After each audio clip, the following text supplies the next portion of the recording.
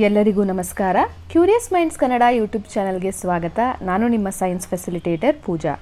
ಈ ವಿಡಿಯೋದಲ್ಲಿ ನಾವು 6ನೇ ತರಗತಿಯ ಅಧ್ಯಾಯ 10 ಜೀವಿಗಳು ಅವುಗಳ ಗುಣಗಳ ಅನ್ವೇಷಣೆ ಈ ಪಾಠದ ಸಂಪೂರ್ಣ ವಿವರಣೆಯನ್ನು ನೋಡ್ತಾ ಹೋಗೋಣ. ಮೊದಲನೇದಾಗಿ ಇದರ ಕಲಿಕಾಂಶಗಳು ಅಂದರೆ ಒಟ್ಟಾರೆಯಾಗಿ ಈ ಪಾಠವನ್ನು ಓದಿದ ನಂತರ ತಿಳ್ಕೊಂಡ ನಂತರ ನೀವು ಏನೇನು ಪಾಯಿಂಟ್ಸು ನಿಮಗೆ ಅರ್ಥ ಆಗಿರುತ್ತೆ ಅಂತ ನೋಡೋಣ.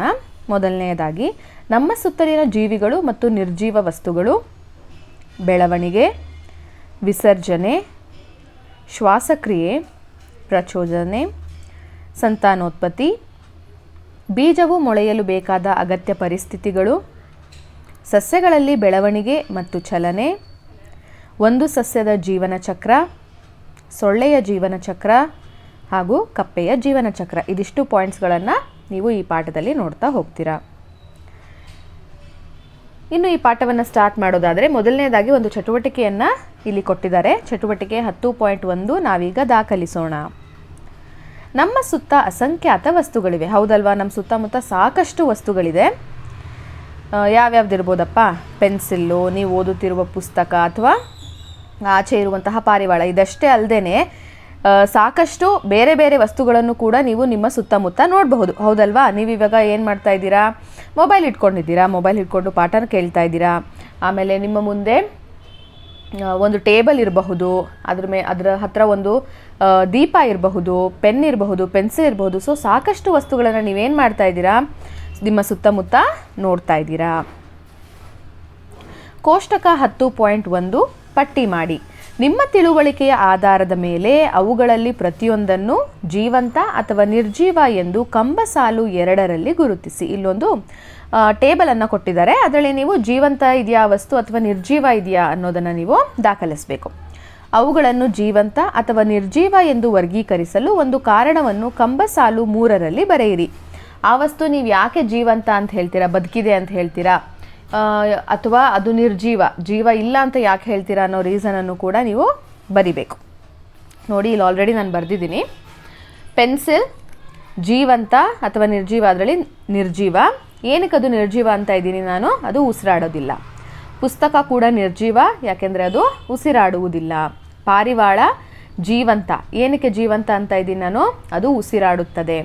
ಕಾರು ನಿರ್ಜೀವ, ಉಸಿರಾಡುವುದಿಲ್ಲ. ಸಸ್ಯ ಜೀವಂತ, ಯಾಕಂದರೆ ಅದು ಉಸಿರಾಡುತ್ತದೆ. ನಾಯಿ ಜೀವಂತ, ಯಾಕಂದರೆ ಅದು ಉಸಿರಾಡುತ್ತದೆ. ಬರೀ ಇದಷ್ಟೇ ಅಲ್ಲ, ನೀವು ಬೇರೆ ಕಾರಣ ಇದ್ದರೂ ಕೂಡ ಅದನ್ನು ಕೊಡಬಹುದು. ಅಂದರೆ ಒಂದು ಕಡೆಯಿಂದ ಇನ್ನೊಂದು ಕಡೆಗೆ ಹೋಗುತ್ತೆ, ಅಥವಾ ಬೆಳವಣಿಗೆಯನ್ನು ತೋರಿಸುತ್ತೆ, ಆಹಾರವನ್ನು ಸೇವಿಸುತ್ತೆ. ಈ ಥರ ನೀವು ಬೇರೆ ಬೇರೆ ಕಾರಣಗಳನ್ನು ಕೂಡ ನೀವು ಅದರಲ್ಲಿ ಬರಿಬಹುದು. ಹಾಗೆ ಮುಂದೆ ನೋಡ್ತಾ ಹೋದರೆ 10.1 ಯಾವುದು ಜೀವಿಗಳನ್ನು ನಿರ್ಜೀವಿಗಳಿಂದ ಪ್ರತ್ಯೇಕಿಸುತ್ತದೆ? ನೀವು ಯಾಕೆ ಜೀವಂತವಾಗಿದೆ ಅಥವಾ ನಿರ್ಜೀವವಾಗಿದೆ ಅಂತ ಹೇಳೋದಕ್ಕೆ ಯಾವ ಕಾರಣ ಅದಕ್ಕೆ ಪ್ರತ್ಯೇಕಿಸ್ತು, ಅಂದರೆ ಡಿಫ್ರೆನ್ಸ್ ಮಾಡ್ತು? ಪೆನ್ಸಿಲ್ ನಿರ್ಜೀವ, ಆದರೆ ಪಾರಿವಾಳ ಜೀವಂತ ಎಂದು ಏಕೆ ಭಾವಿಸುವಿರಿ? ಹೌದಲ್ವಾ, ನಾವು ಪೆನ್ಸಿಲ್ ಅಂದಿದ ತಕ್ಷಣ ಜೀವ ಇಲ್ಲ ಅಂತೀವಿ, ಪಾರಿವಾಳಕ್ಕೆ ಜೀವ ಇದೆ ಅಂತೀವಿ. ಯಾಕೆ ಹಾಗಂತೀವಿ? ನಿಮ್ಮ ಪ್ರಕಾರ ಜೀವಿಗಳು ಮತ್ತು ನಿರ್ಜೀವ ವಸ್ತುಗಳ ನಡುವಿನ ವ್ಯತ್ಯಾಸಗಳು ಯಾವುವು? ಹಾಗಿದ್ರೆ ಜೀವಿಗಳು ಮತ್ತು ನಿರ್ಜೀವ ಅಂತ ಹೇಳೋದಕ್ಕೆ ಏನೇನು ವ್ಯತ್ಯಾಸಗಳನ್ನು ನೀವು ಕಂಡುಕೊಳ್ತೀರಾ?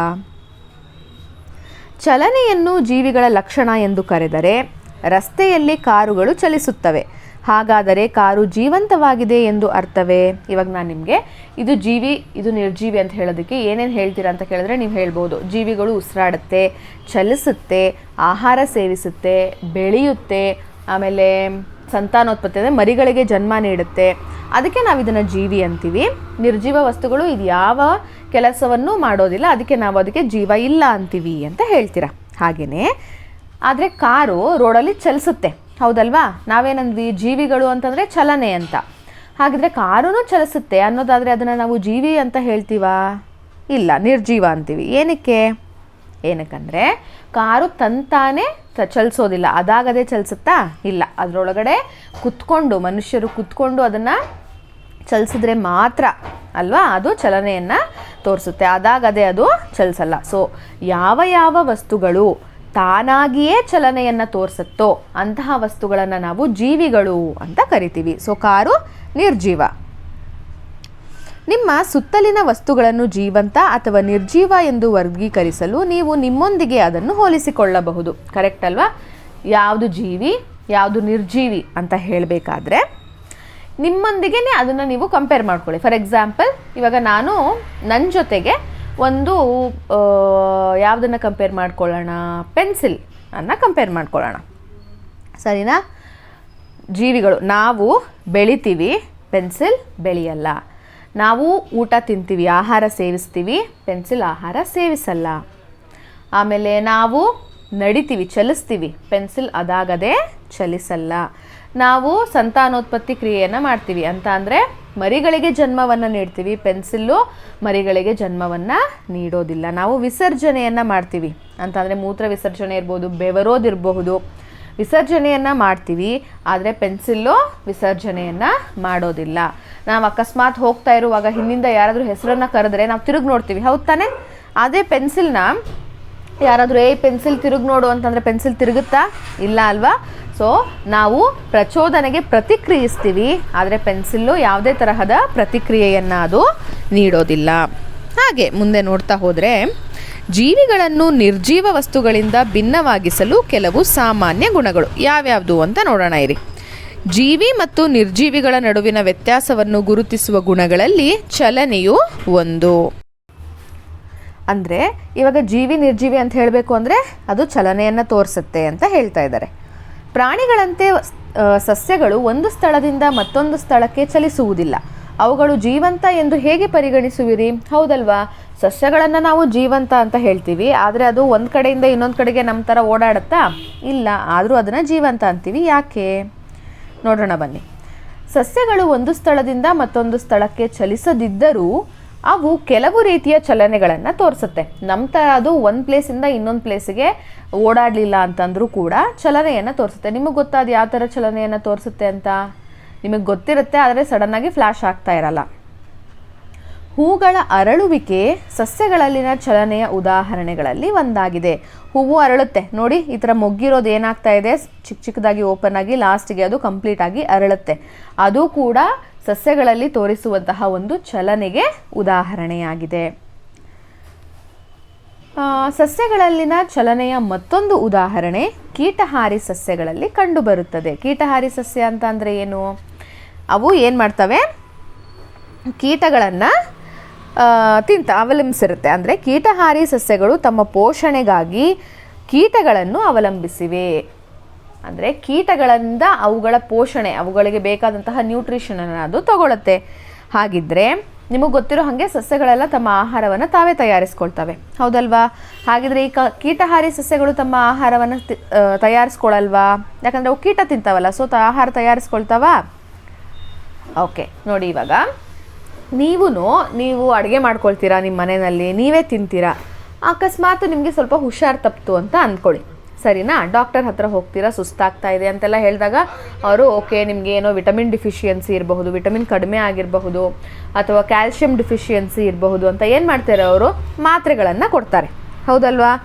ನೀವು ಊಟ ತಿಂತಿದ್ದೀರ ತಾನೇ, ಆದರೂ ಎಕ್ಸ್ಟ್ರಾ ಏನು ಮಾಡ್ತೀರಾ? ನೀವಿಲ್ಲಿ ಮಾತ್ರೆ ತಗೊಳ್ತಾ ಇದ್ದೀರಾ, ಹೌದಲ್ವಾ? ಹಾಗೆಯೇ ಈ ಕೀಟಹಾರಿ ಸಸ್ಯಗಳು ಕೂಡ ತಮ್ಮ ಆಹಾರವನ್ನು ತಾವೇ ತಯಾರಿಸ್ಕೊಳ್ತವೆ. ಫೋಟೋಸಿಂಥಸಿಸ್, ದ್ಯುತಿಸಂಶ್ಲೇಷಣೆಯನ್ನು ಮಾಡಿ ಆಹಾರವನ್ನು ಏನೋ ತಯಾರಿಸ್ಕೊಳ್ಳುತ್ತೆ.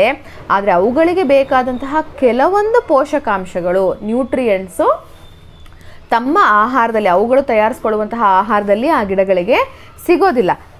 ಸೊ ನಮ್ಮ ಥರ ಅವು ಟ್ಯಾಬ್ಲೆಟ್ಸ್ ತೊಗೊಳಕ್ಕಾಗತ್ತೇನಪ್ಪ? ಇಲ್ಲ. ಏನು ಮಾಡ್ತವೆ ಅವು? ಹೇಗಾದರೂ ಆ ನ್ಯೂಟ್ರಿಯೆಂಟ್ಸ್ನ ಅವು ತೊಗೊಳ್ಳೇಬೇಕು ಅವ್ರ ದೇಹಕ್ಕೆ. ಅದಕ್ಕೋಸ್ಕರ ಅವು ಕೀಟಗಳಿಂದ ಆ ಪೋಷಕಾಂಶವನ್ನು ಹೀರ್ಕೊಳ್ಳುತ್ತೆ. ತಿನ್ನುತ್ತೆ ಅಂದಿದ ತಕ್ಷಣ ಅದು ಕಚ್ಚಿ ನಮ್ಮ ಥರ ತಿನ್ನುತ್ತೆ ಅಂತ ಅರ್ಥ ಅಲ್ಲ. ಅವರ ಕೀಟಗಳ ದೇಹದಲ್ಲಿರುವಂತಹ ಪೋಷಕಾಂಶಗಳನ್ನು ಅದು ಹೀರ್ಕೊಳ್ಳುತ್ತೆ. ಸೊ ಅದಕ್ಕೆ ನಾವು ಅದನ್ನು ಕೀಟಹಾರಿ ಸಸ್ಯ ಅಂತ ಕರೆಯೋದು. ನೋಡಿ ಇಲ್ಲಿದೆ, ಇದು ಡ್ರಾಸರ. ಇಲ್ಲಿ ಸೆಕೆಂಡ್ ಬಂತಲ್ವಾ, ಇದನ್ನು ನಾವು ಹೂಜಿ ಗಿಡ ಅಂತ ಕರಿತೀವಿ. ಇಲ್ಲಿ ಡ್ರಾಸರ ಫಸ್ಟ್ ಒನ್ ಇದೆಯಲ್ವಾ, ಅದೇನು ಮಾಡುತ್ತೆ? ಸಣ್ಣ ಸಣ್ಣ ನೀರಿನ ಬಿಂದು ಥರ ಇದೆ ಅಲ್ಲಿ ಅಲ್ವಾ, ಇಬ್ಬನಿ ಥರ ಕಾಣಿಸುತ್ತೆ ಅದು ಬೆಳಗಿನ ಜಾವದಲ್ಲಿ. ಸೊ ಇದು ಕೀಟಗಳು ಓಕೆ ಇಲ್ಲೇನೋ ಹಿಮದ ಥರ ಇದೆ, ನಮಗೆ ಆಹಾರ ಸಿಗುತ್ತೆ ಅನ್ನೋ ಕಾರಣಕ್ಕೆ ಅಲ್ಲಿ ಹೋಗಿ ಕುತ್ಕೊಂಡಿದ್ದ ತಕ್ಷಣ ನೋಡಿ ಅದು ಮೊದಲು ಏನದು ರೊಟೇಟ್ ಅಂದರೆ ಸುತ್ತೋ ಥರ ಇದೆ ಅಲ್ವಾ. ಕೀಟ ಏನಾದರೂ ಬಂದು ಕುತ್ಕೊಂಡಿದ್ದ ತಕ್ಷಣ ಏನಾಗ್ಬಿಡುತ್ತೆ, ಅದು ಕಂಪ್ಲೀಟಾಗಿ ಸುತ್ಕೊಂಡ್ಬಿಡುತ್ತೆ. ಮೇಲೆ ಅದರೊಳಗಡೆ ಇರುವಂತಹ ಪೋಷಕಾಂಶಗಳನ್ನು ಅದು ಹೀರ್ಕೊಳ್ಳುತ್ತೆ. ಸೆಕೆಂಡ್ ಪಿಕ್ಚರಲ್ಲಿ ಹೂಜಿ ಗಿಡ ನೋಡ್ತಾ ಇದ್ದೀರಾ ನೀವು. ಆ ಹೂಜಿ ಗಿಡದಲ್ಲಿ ಏನಾಗುತ್ತೆ, ಸೇಮ್ ನಿಮ್ಮ ಮನೆಯಲ್ಲಿ ಹೂಗಳನ್ನು ಇಡ್ತಿರಲ್ಲ ವಾಸ್, ಅದೇ ಥರ ಇರುತ್ತೆ ಅದು. ಸೊ ಅದರೊಳಗಡೆ ಹುಳ ಹೋಗಿ ಬಿದ್ದರೆ ಅದರಲ್ಲಿರುವಂತಹ ರಸ, ಜೀರ್ಣ ರಸ ಏನು ಮಾಡುತ್ತೆ, ಬೇಕಾಗಿರುವಂತಹ ಪೋಷಕಾಂಶಗಳನ್ನು ಅದು ಹೀರ್ಕೊಳ್ಳುತ್ತೆ. ಇನ್ನೊಂದು ಇದು ವೀನಸ್ ಫ್ಲೈ ಟ್ರ್ಯಾಪು. ಇದೇನು ಮಾಡುತ್ತೆ, ಈ ನಮ್ಮ ಕೈನ ಒಟ್ಟಿಗೆ ಜೋಡಿಸಿದ್ರೆ ಯಾವ ಥರ ಓಪನ್ ಆಗಿರುತ್ತಲ್ಲ ಆ ಥರ ಇರುತ್ತೆ. ಹುಳ ಹೋಗಿ ಅದರ ಮಧ್ಯದಲ್ಲಿ ಸೇರಿಕೊಂಡಾಗ ಸಡನ್ನಾಗಿ ಏನಾಗ್ಬಿಡುತ್ತೆ, ಅದು ಕ್ಲೋಸ್ ಆಗಿಬಿಡುತ್ತೆ. ಕ್ಲೋಸ್ ಆಗಿದ ತಕ್ಷಣ ಏನಾಗುತ್ತೆ, ಆ ಹುಳುವಿನಲ್ಲಿರುವಂತಹ ನ್ಯೂಟ್ರಿಯೆಂಟ್ಸ್ನ ಅದು ಹೀರ್ಕೊಂಡು ತನ್ನ ಬೇರೆ ಭಾಗಗಳಿಗೆ ಕಳಿಸುತ್ತೆ. ಇದನ್ನು ನಾವು ಕೀಟಹಾರಿ ಸಸ್ಯ ಅಂತ ಕರಿತೀವಿ. ಸೊ ಯಾವ ಪೋಷಕಾಂಶವನ್ನು ಅವು ಹೀರ್ಕೊಳ್ಳುತ್ತೆ ಅಂತ ಅಂದರೆ ಮೇನ್ಲಿ ನೈಟ್ರೋಜನ್ ಅಂಶ. ಆ ಕೀಟಹಾರಿ ಸಸ್ಯಗಳು ಬೆಳೆಯುವಂತಹ ಮಣ್ಣಲ್ಲಿ ನೈಟ್ರೋಜನ್ ಇರೋದಿಲ್ಲ. ಸೊ ಅದನ್ನು ಪಡೆಯೋದಕ್ಕೋಸ್ಕರ ಏನು ಮಾಡ್ತವೆ, ಅವು ಕೀಟಗಳನ್ನು ಅವಲಂಬಿಸಿದೆ, ಅಂದರೆ ಕೀಟದ ಮೇಲೆ, ಇನ್ಸೆಕ್ಟ್ಸ್ ಮೇಲೆ ಡಿಪೆಂಡ್ ಆಗಿರುತ್ತೆ. ನೆಕ್ಸ್ಟ್, ಡ್ರಾಸೆರಾ ಕೀಟಹಾರಿ ಸಸ್ಯಗಳಿಗೆ ಒಂದು ಉದಾಹರಣೆ. ಡ್ರಾಸೆರಾ ಬಟ್ಟಲಿನ ಆಕಾರದ ಎಲೆಗಳನ್ನು ಹೊಂದಿದ್ದು ಅಂಟಿಕೊಳ್ಳುವ ತುದಿಗಳು ಇರುವ ಅನೇಕ ಅಸಮಾನ ಉದ್ದದ ಕೂದಲಿನಂತಹ ಹೊರಚಾಚಿಕೆಗಳನ್ನು ಹೊಂದಿದೆ. ಕೀಟವು ಬಟ್ಟಲನ್ನು ಪ್ರವೇಶಿಸುವುದಾಗಲೆಲ್ಲ ಕೂದಲುಗಳು ಕೀಟವು ಬಟ್ಟಲನ್ನು ಒಳಕ್ಕೆ ಚಲಿಸಿ ತಮ್ಮ ಅಂಟು ತುದಿಯಿಂದ ಸೆರೆ ಹಿಡಿಯುತ್ತದೆ. ಸೊ ಏನು ಮಾಡಿಬಿಡುತ್ತೆ, ಅದು ಹೋಗಿ ಕೂತಿದ ತಕ್ಷಣ ಮಡಚ್ಕೊಂಡ್ಬಿಡುತ್ತೆ, ಎಲೆ ಪೂರ್ತಿ ರೌಂಡ್ ಆಗಿಬಿಡುತ್ತೆ. ಸೊ ಅದರಲ್ಲಿ ಕೀಟ ಸಿಕ್ಕಾಕೊಳ್ಳುತ್ತೆ. ಬಳ್ಳಿಗಳು ತಮ್ಮ ಹತ್ತಿರ ಇರಿಸಲಾದ ಯಾವುದೇ ವಸ್ತುವಿನ ಸುತ್ತ ಸುತ್ತಿಕೊಳ್ಳುತ್ತವೆ. ನಿಮಗೆ ಗೊತ್ತಲ್ವೇನಪ್ಪ ಈ ಬಳ್ಳಿಗಳೆಲ್ಲ. ಮನಿ ಪ್ಲ್ಯಾಂಟ್ ಎಕ್ಸಾಂಪಲ್, ನೀವು ಮನಿ ಪ್ಲ್ಯಾಂಟ್ ಎಲ್ಲರೂ ಬೆಳೆಸಿರ್ತೀರ ಆಲ್ಮೋಸ್ಟ್. ಏನು ಮಾಡುತ್ತೆ, ಅದು ಸ್ಟ್ರೇಟಾಗಿ ಉದ್ದಕ್ಕೆ ಬೆಳ್ಕೊಂಡು ಹೋಗುತ್ತಾ? ಇಲ್ಲ. ಸಪೋರ್ಟಿಗೆ ಏನಾದರೂ ವಸ್ತು ಸಿಕ್ಕಿದ ತಕ್ಷಣ ಏನಾಗುತ್ತೆ, ಅದಕ್ಕೆ ಸುತ್ತಕೊಂಡು ಅದು ಬೆಳೆಯುತ್ತೆ. ಸೊ ಬಳ್ಳಿಗಳು ಕೂಡ ಚಲನೆಯನ್ನು ತೋರಿಸುತ್ತೆ. ಸೂರ್ಯಕಾಂತಿಯು ಸೂರ್ಯನ ದಿಕ್ಕಿಗೆ ಚಲಿಸುತ್ತದೆ. ನಿಮ್ಮೆಲ್ರಿಗೂ ಸಹ ಗೊತ್ತು, ಹೌದಲ್ವಾ? ಸೂರ್ಯ ಯಾವ ದಿಕ್ಕಿಗೆ ಇರ್ತಾನೋ ಆ ದಿಕ್ಕಿಗೆ ಸೂರ್ಯಕಾಂತಿ ಏನು ಮಾಡುತ್ತೆ, ಚಲಿಸುತ್ತೆ. ಇದು ಕೂಡ ಚಲನೆಗೆ ಒಂದು ಉದಾಹರಣೆ. ಸಸ್ಯಗಳು ಒಂದು ಸ್ಥಳದಿಂದ ಮತ್ತೊಂದು ಸ್ಥಳಕ್ಕೆ ಚಲಿಸದಿದ್ದರೂ ಅವು ಕೆಲವು ಚಲನೆಗಳನ್ನು ತೋರಿಸುತ್ತೆ. ಸೊ ನೀವು ನೋಡಿದ್ರಿ ಅಲ್ವಾ, ಇವಾಗ ಬಳ್ಳಿಗಳ ಚಲನೆ ಇರ್ಬೋದು, ಕೀಟಹಾರಿ ಸಸ್ಯಗಳ ತಮ್ಮ ಕೀಟವನ್ನು ಹಿಡಿಯೋದಕ್ಕೋಸ್ಕರ ಮಾಡುವಂತಹ ಚಲನೆ ಇರಬಹುದು, ಸೂರ್ಯಕಾಂತಿ ಹೂ ತೋರಿಸುವಂತಹ ಚಲನೆ ಇರಬಹುದು. ಅದಷ್ಟೇ ಅಲ್ಲದೆ ಬೇರುಗಳು ನೀರು ಎಲ್ಲಿ ಜಾಸ್ತಿ ಸಿಗುತ್ತೋ ಅಷ್ಟೇ ಆಳಕ್ಕೆ ಬೇರು ಬೆಳೀತಾ ಹೋಗುತ್ತೆ. ಸೊ ಅದು ಕೂಡ ಏನು, ಒಂದು ಚಲನೆ. ಇನ್ನೊಂದು ಚಲನೆ ಕೂಡ ಇದೆ, ಅದು ಏನು ಅನ್ನೋದನ್ನು ಇನ್ ಡೀಟೇಲು ಈ ಲೆಸನಲ್ಲೇ ಎಕ್ಸ್ಪ್ಲೇನ್ ಮಾಡ್ತಾ ಹೋಗ್ತಾರೆ. ನಿಮ್ಮ ಬಾಲ್ಯದ ಚಿತ್ರದೊಂದಿಗೆ ನಿಮ್ಮನ್ನು ಹೋಲಿಸಿಕೊಳ್ಳಿ. ಅಂದರೆ ನೀವು ಚಿಕ್ಕವರಿದ್ದಾಗಿದ್ರಲ್ಲ, ಅದೇ ಥರ ಇವಾಗಿದ್ದೀರಾ ನೀವು. ದೇಹದಲ್ಲಿನ ಬದಲಾವಣೆಯು ಬೆಳವಣಿಗೆಯಿಂದ ಉಂಟಾಗುತ್ತದೆ. ಏನಕ್ಕೆ ನೀವು ಚೇಂಜ್ ಆಗಿದ್ದೀರಾ ನೋಡಿ, ಒಂದು ತಿಂಗಳು ಪಾಪುಯಿಂದ ಇವಾಗಿನ ವರ್ಷದವರೆಗೂ ನೀವು ನೋಡ್ತಾ ಹೋದರೆ ಅದೇ ಬಟ್ಟೆ ಆಗುತ್ತಾ ನಿಮಗೆ? ಇಲ್ಲ. ಅಷ್ಟೇ ಹೈಟ್ ಇದ್ದೀರಾ, ಅಷ್ಟೇ ದಪ್ಪ ಇದ್ದೀರಾ? ಖಂಡಿತ ಇಲ್ಲ ಅಲ್ವಾ?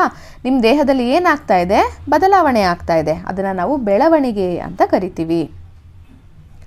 ಸಸ್ಯಗಳು ಮತ್ತು ಇತರ ಜೀವಿಗಳು ಸಹ ಬೆಳೆಯುತ್ತವೆ. ಸೊ ನೀವು ಒಂದು ಚಿಕ್ಕ ಸಸಿಯನ್ನು ನೆಟ್ಟರೆ ದೊಡ್ಡ ಮರವಾಗಿ ಬೆಳೆಯುತ್ತೆ. ಹಾಗೆ ಚಿಕ್ಕದ ಮಗು ಏನಾಗುತ್ತೆ, ದೊಡ್ಡ ವಯಸ್ಕರಾಗಿ ಬೆಳೀತಾರೆ. ಇದು ಸಸ್ಯದ್ದು. ಆದ್ದರಿಂದ ನಾವು ಬೆಳವಣಿಗೆಯನ್ನು ಜೀವಿಗಳ ಗುಣಗಳೆಂದು ಪರಿಗಣಿಸಬಹುದು. ಒಂದು ಚಲನೆ ಆಯಿತು, ಇನ್ನೊಂದು ಬೆಳವಣಿಗೆ ಆದರೆ ಆ ವಸ್ತುನ ನಾವು ಜೀವಂತ ಅಂತ ಕರಿತೀವಿ. ಪೆನ್ಸಿಲ್ಲು ನೀವು ಇಟ್ಟಲ್ಲೇ ಇಟ್ಟರೆ ವರ್ಷಾನುಗಟ್ಟಲೆ ಇಟ್ಟರೆ ಅದೇನಾದರೂ ಬೆಳೆಯುತ್ತಾ? ಖಂಡಿತ ಇಲ್ಲ. ನೆಕ್ಸ್ಟ್, ಜೀವಿಗಳಿಗೆ ಅವುಗಳ ಬೆಳವಣಿಗೆ ಮತ್ತು ಅಭಿವೃದ್ಧಿಗೆ ಆಹಾರ ಬೇಕು, ಹೌದಲ್ವಾ? ಊಟ ಮಾಡಿದ್ರೇ ಏನಾಗ್ತೀವಿ ನಾವು, ಬೆಳಿತೀವಿ. ಬೆಳವಣಿಗೆ ಹೊಂದಲು ಆಹಾರದ ಅಗತ್ಯತೆ ಇರುವ 5 ಜೀವಿಗಳನ್ನು ಪಟ್ಟಿ ಮಾಡಿ. ಅಂದರೆ ಆಹಾರ ಬೇಕು ಇವರಿಗೆ ಅನ್ನುವಂತಹ 5 ಜೀವಿಗಳು. ಯಾರ್ಯಾರಿಗೆ ಆಹಾರ ಬೇಕು? ಎಲ್ಲ ಜೀವಂತ ಪ್ರಾಣಿಗಳಿಗೂ ಪಕ್ಷಿಗಳಿಗೂ ಜೀವಂತ ಇರೋರಿಗೆ ಬೇಕು.